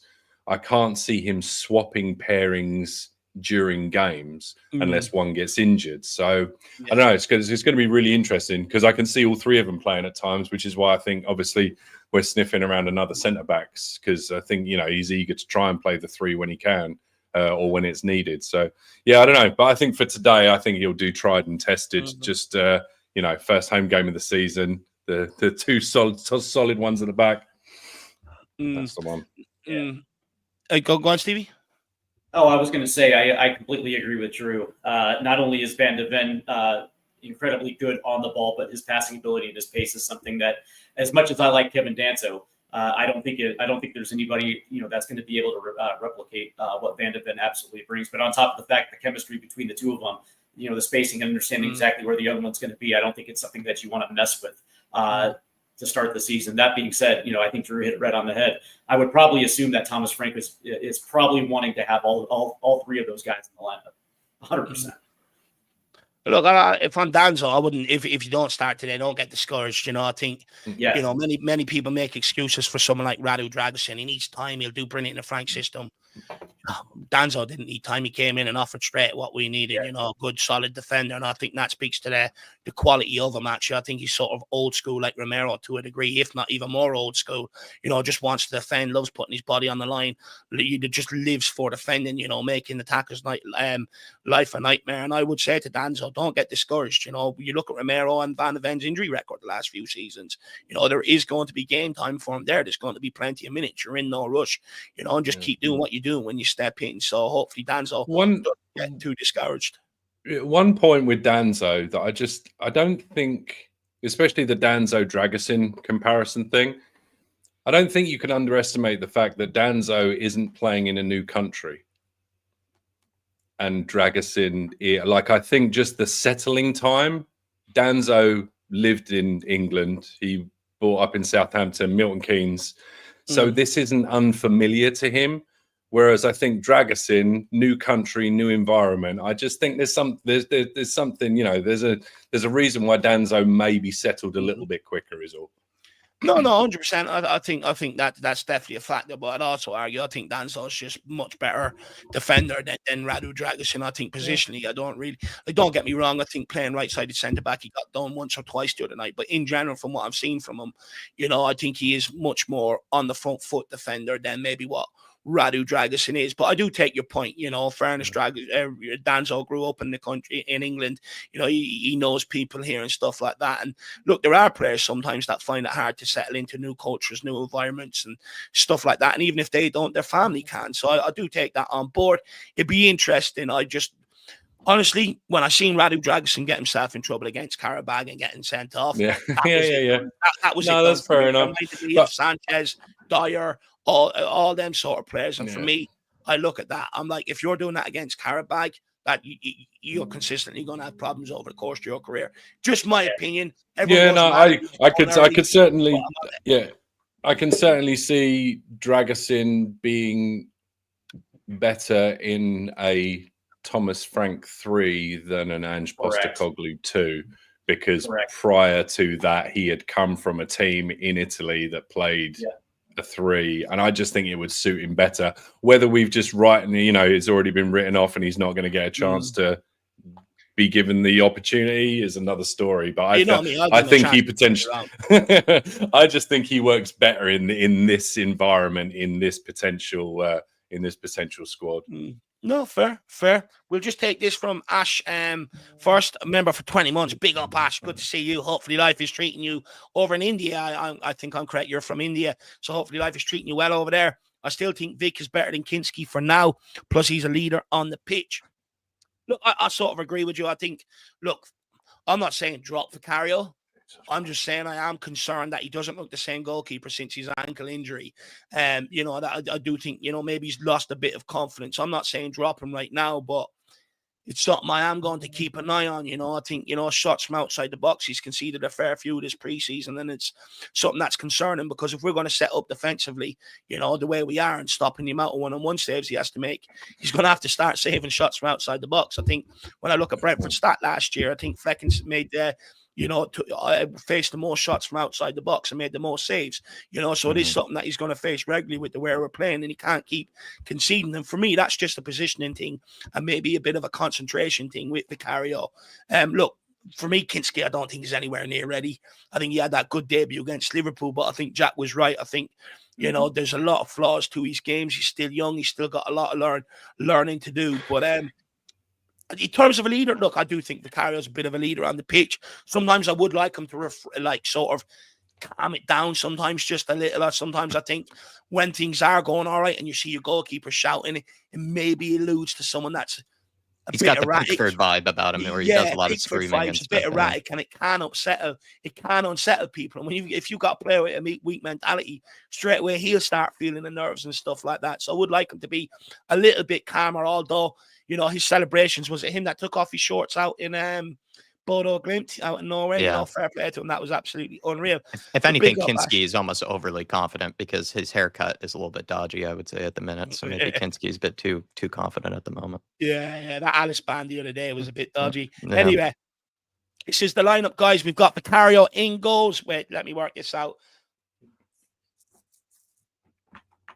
Okay, so we've got Vicario in goals, Romero and Van de Ven as our centre backs, Spence at right, a left back, Pedro Porro at right back, Archie Gray, Sarr, Grayberg, Valsar, and Bergval in the midfield with Richarlison, Kudus and Johnson. Kudus and Johnson. Kudus on the right, Johnson on the left. Oh yeah, Richarlison through the middle. So it looks like we are or Johnson through the middle, Richarlison on the left.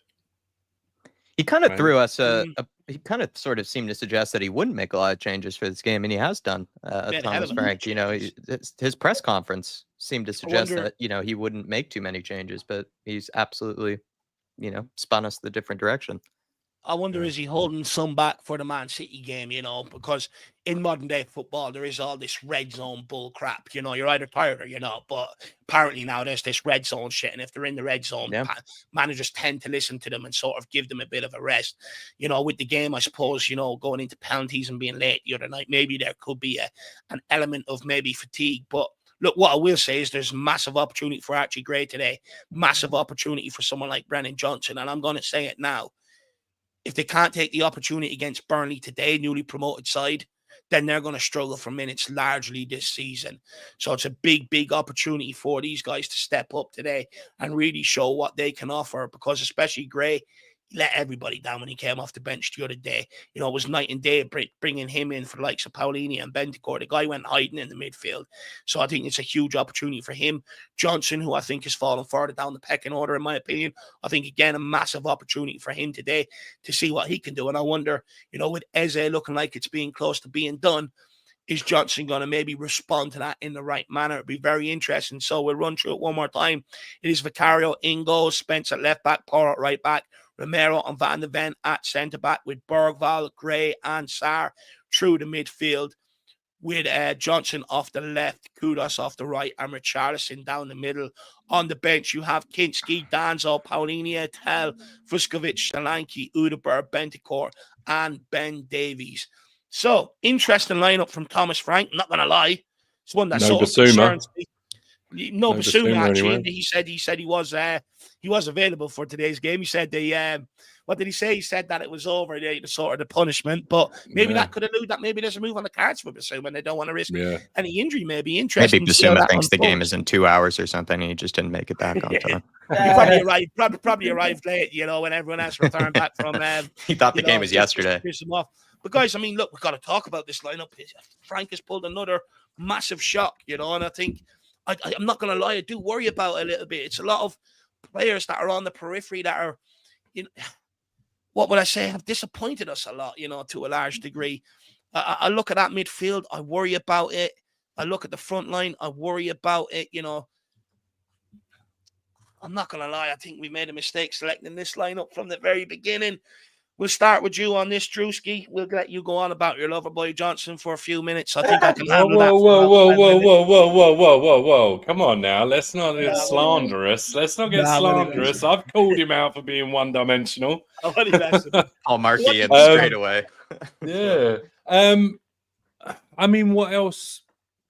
Given the situation we're in, and I know obviously this harps back to the club not being front-footed enough to get players in. I mean, I'm not sure quite what else. Solanke's not quite fit enough. For what it's worth, I think Richarlison probably had actually one of his best games in a Spurs shirt the other day. Yeah. Yeah, fair. I mean, my problem is Johnson. He hasn't really looked great all preseason. I'd argue Udeberg has maybe looked a bit better. pre-season. And then also my Fair, problem is Archie fair. Gray and Bergvall coming into the midfield. I don't understand why you wouldn't stick with Bentancur and Paulinho. Like, you look at the game today, you would like to think we're going to camp Burnley in their half for large parts, and there's not going to be an over lot of, you know, back and forth, box to box running for these guys to make. And I just worry where the craft is even going to come from that midfield. But my worry is how you're going to get the ball, you know, from the back line into midfield into forward line. And when you get it into the forward line, if it's not going down the right-hand side, then I think it's just going to look very lackluster. Yeah, I mean, You can feel free to disagree. By the way, no, sorry, I'm getting old, so I'm just looking at the subs because my eyes are going. I mean, I guess the trouble with Paulinho is that we all knew that they were gonna have to treat him, you know, softly to begin with, just because he's not really played that much football. The last thing you want is to bring that guy in and for him to pull up. So I can understand why he's been given a rest.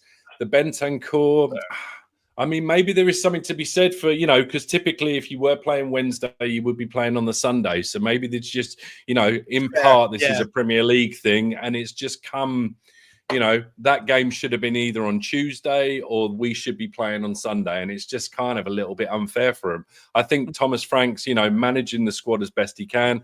And it probably, like I just said, it kind of maybe, you know, it alludes to probably the club not really being quick enough with a couple of transfers. But I also, you know, I personally see the other side of why that's the case. But I can understand why this maybe looks a little bit thin. But then also, let's just say if Solanke was firing fit, he was starting instead of Charlton, and you at least had a fit Maddison and a fit Kulusevski. Even without any more signings, that's instantly makes that look a little bit stronger. So I just, you know, I still think it's a strong enough squad to beat a promotion team. What are we doing here if it's not? Do you know what I mean? I would hope so, but a lot of these players proved last year they couldn't beat promotion teams like Ipswich and stuff like that.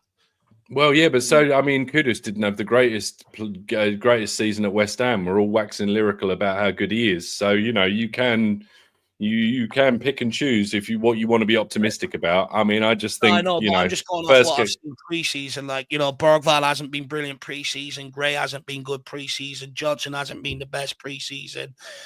You know, Richarlison, has he scored this pre-season? You know what I mean? I'm just going based off what I've seen across pre-season, and I just worry. I really do worry about this lineup. But I do take your point. You know, Bentancur, Paulinho, you know, they were tiring towards the end of the game, you know, against PSG. You know, a lot of the subs that he did end up taking off, they're not starting here today, bar maybe Richarlison and Kudus. So, look, it's an interesting one. I just hope Frank hasn't fucking got himself off to a disastrous start by putting faith in players, because he's putting faith in some players like Graham Bergvall, who didn't really do much off the bench the other day, which I find a bit astonishing. I think if he wants to prove a point going forward, he's got to lay down the mark and keep them on the bench again today. But look, it's an interesting lineup. I think it has dampened my spirits heading into the game. I do agree, on paper we should have more than enough to beat Burnley with what's out there. But if I'm going off what I've seen last season and over the course of pre-season, I think there's a lot of cause for concern with that lineup. Anyway, Drew, what's your score prediction, buddy? How many's Johnson scoring today? 3-0. Johnson again, ole. I think he might get one. He might get one, but I think we're going 3-0. Love it. Well, I do say this. I do hope Johnson can prove me wrong today. I do hope he has a great game. I wouldn't mind him getting on the end of a couple of things. And I just hope he can bring, you know, showing that he's improved a little bit, that he can beat a player and put a ball in the box and stuff like that.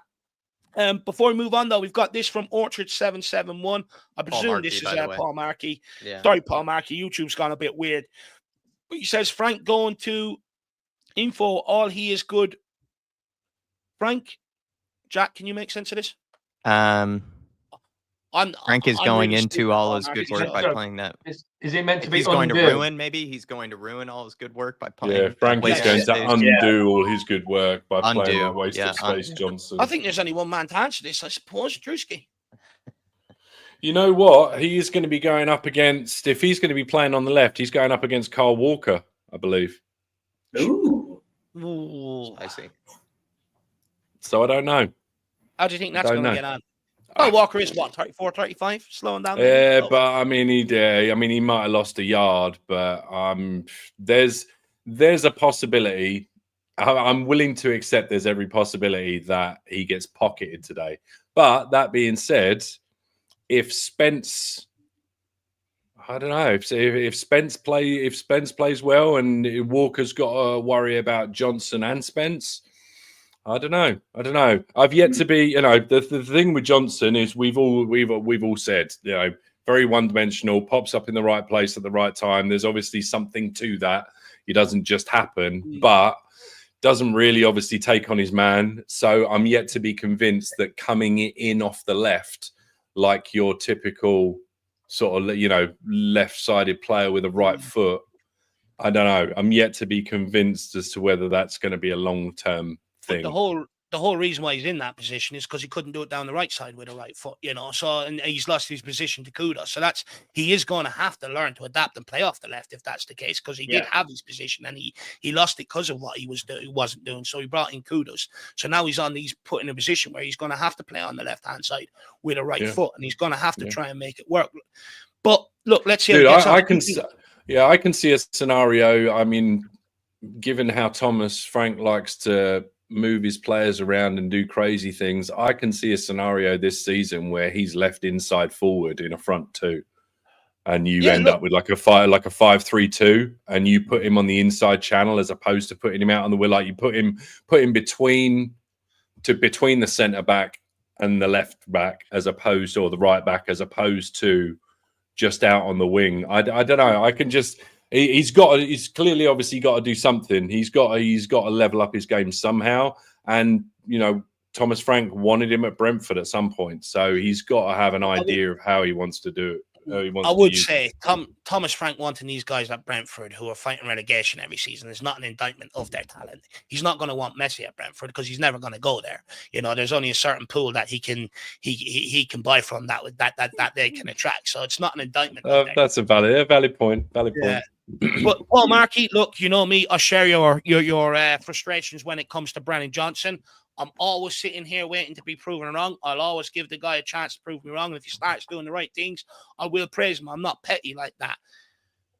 But it's a huge concern, and he's got to figure it out very, very quickly, because he is in danger of losing his place in the lineup altogether and going back to being bench boy if he doesn't. But it'll be interesting to see how he gets up against Kyle Walker today. Hopefully Kyle Walker is slowing down. You put the ball in behind, Johnson will hopefully have the pace to be able to get on the end of it. But Drew makes a great point. I think Spence up against down Kyle Walker's side today.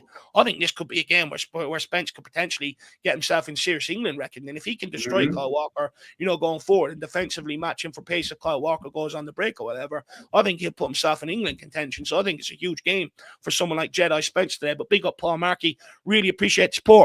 We'll hold off on getting Jack's thoughts, because we'll give them thoughts at the start of the watch along. I think Jack needs time to compose himself after looking at that lineup. It's too early in the morning to see something like that. So we'll head down to you, Stevie. Let's get your thoughts on the lineup, and let's get your score prediction, guys. I'm in the meantime going to put the link for Drew's channel in the chat, so please get it across. I can do that for you, and make sure you smash that subscribe button. Big up, Jack. Cheers, boys. Appreciate it. Well, I don't know about this one, Dave. But that being said, I understand exactly why Polini, Slinky, and Betancourt were relegated to the bench, especially Polini and Betancourt playing a massive match against PSG. And of course, that was coming back on 2 days rest. I would probably assume they were going to get some rest for this one. It still may. I still believe they're probably going to feature at some point in this one, possibly second half, depending on how this first half plays out.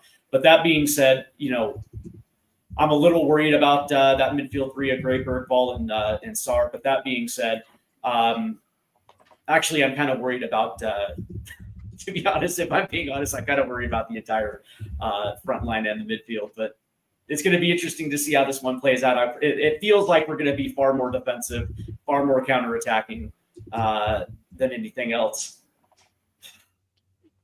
Yeah, this one kind of threw me for a little bit of a loop, Dave. So I'm still gonna side with what my prediction was. It's going to be 3-0.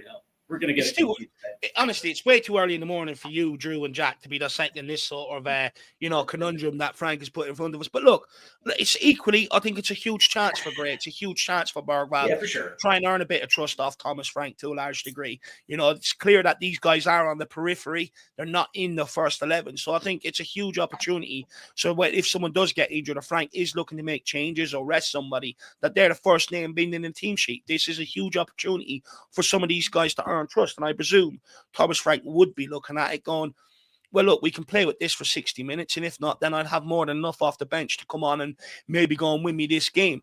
But look, equally, people moaned about Ange not making changes and resting players and stuff like that last season. And now Thomas Frank is, and I'm sort of guilty of this today. But, people are throwing the toys out the pram. People are going mad. But where I get the excuses, I used to say to Ange shouldn't rotate because what's he supposed to do? Bring in more shit? You know what I mean? At the end of the day, if he's got his best 11 that he favours, he's got to go with it until the board give him better players to work with. And I maintain that with Frank. I'm a bit surprised. I think he should have went with a strong 11 today. But look, let's wait and see. And look, I don't want to hear anyone say, oh, is this a drive at the board to get players in? It's not. He's just resting players. And I think maybe thinking of the Man City game next week. But we are going to put Stevie's channel in there as well, guys. Drew's is in there, so make sure you get across, smash that like and subscribe button over there and show your boys support when they go live again. Every Friday evening, you'll usually get a show there from Drewski, and then also get over to Stateside Footy as well, and make sure you smash that subscribe button on that one as well. And then we'll head up to you, Soren. I mean, I presume you sort of agreed with what I have to say about, Frank making changes, so take it away. What's your thoughts and what's your score prediction, buddy? Yeah, I was sort of sitting here waiting because nobody seemed to be saying it and thinking, well, everybody criticised Ange for not making any rotations, and then all of a sudden we're criticising Frank for rotating. So I think it's an interesting team lineup.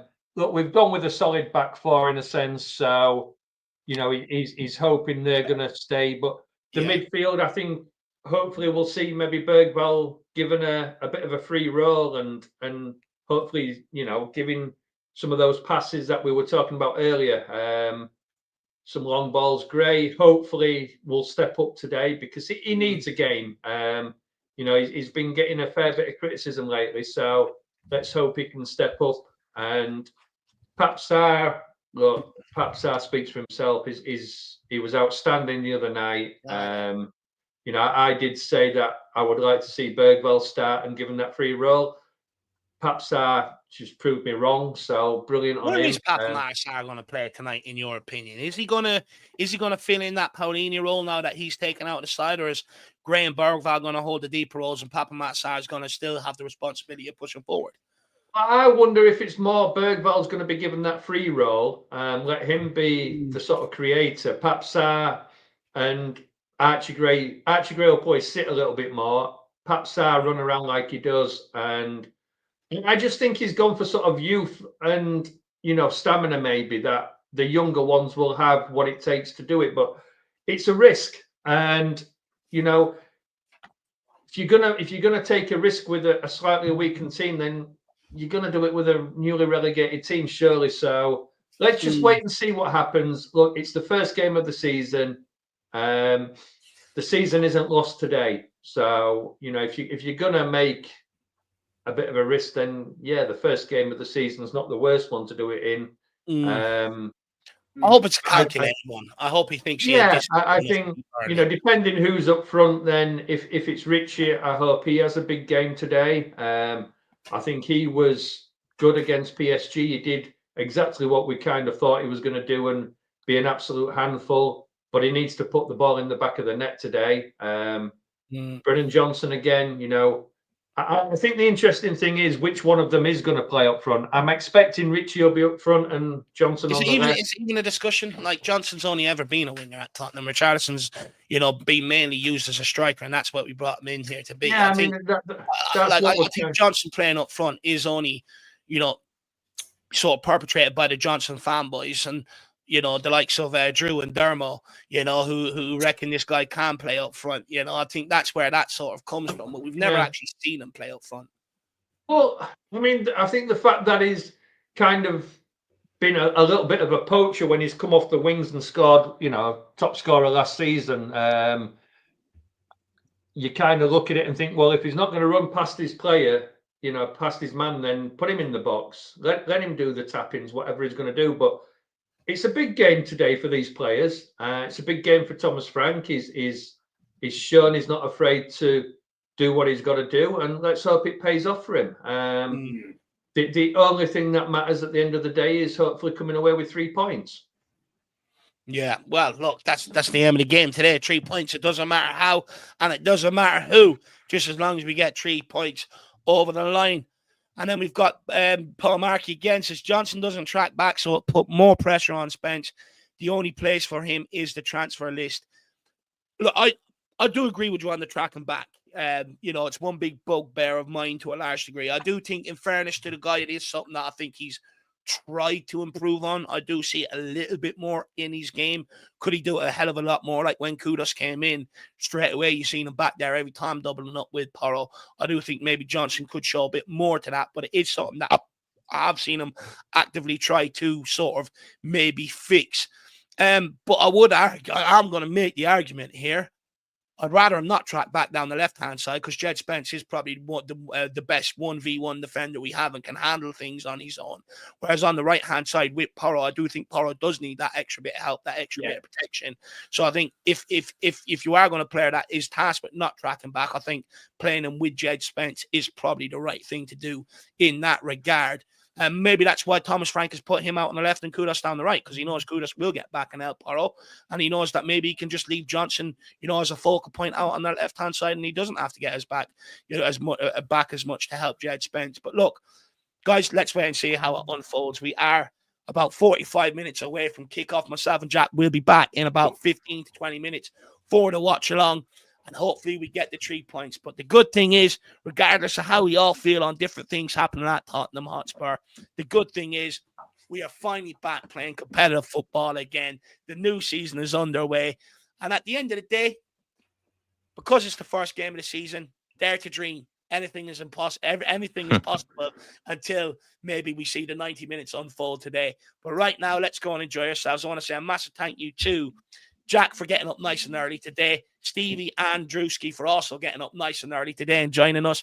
Really appreciate your level of commitment to these shows, boys. You even if you can't do during the week, you're the first to say, look, I'll be there Saturday, and I absolutely love the commitment. So really appreciate it, boys. And I know the two of you have been asking me to get on over the summer, and I just haven't been able to with family stuff and all going on, but I will repay you, all from next week onwards, moving forward with some appearances, guys. So I really do appreciate that. Make sure you get across to Tottenham Diehards and check out Drewski's show over there, and make sure you get out to Stevie's channel as well, Stateside Footy, and check out his streams there. Also want to say a massive thank you to Soren as well for jumping on. I do apologize about not giving you the time. Maybe again, you and Drew need to do something to separate your looks, because I'm convinced somewhere along the line you're related. You have to be. You're somewhere along the line. Even right now, one of you needs a Kinski haircut. Dave, the thing you need to understand is he's getting old now. Look at the wrinkles and everything under the eyes. It's an obvious good looks, bad looks. You can't call each other bad looking because you both the spitting image of each other. I'm looking at you now. I can call us bad looking. Don't you worry about it. I'm going to say we had different mothers, but they both slapped us at birth. Yeah, exactly. Something's happened there somewhere along the family tree. We need to get you to sign up to that my family tree or something like that and find out. I also want to say a massive thank you to Chris, to Ash, and to Paul Markey as well. I really appreciate the generosity and the support, guys. I want to say a massive thank you to all of you lovely Spurs fans at home as well. Go and get your lunch. Go and get your cold beverages ready. We'll see you back here in 15 minutes for the first kickoff of the season. And as always, come on, you Spurs. And as of now, in Thomas Frank, I trust. Thomas Frank, we trust. Especially today.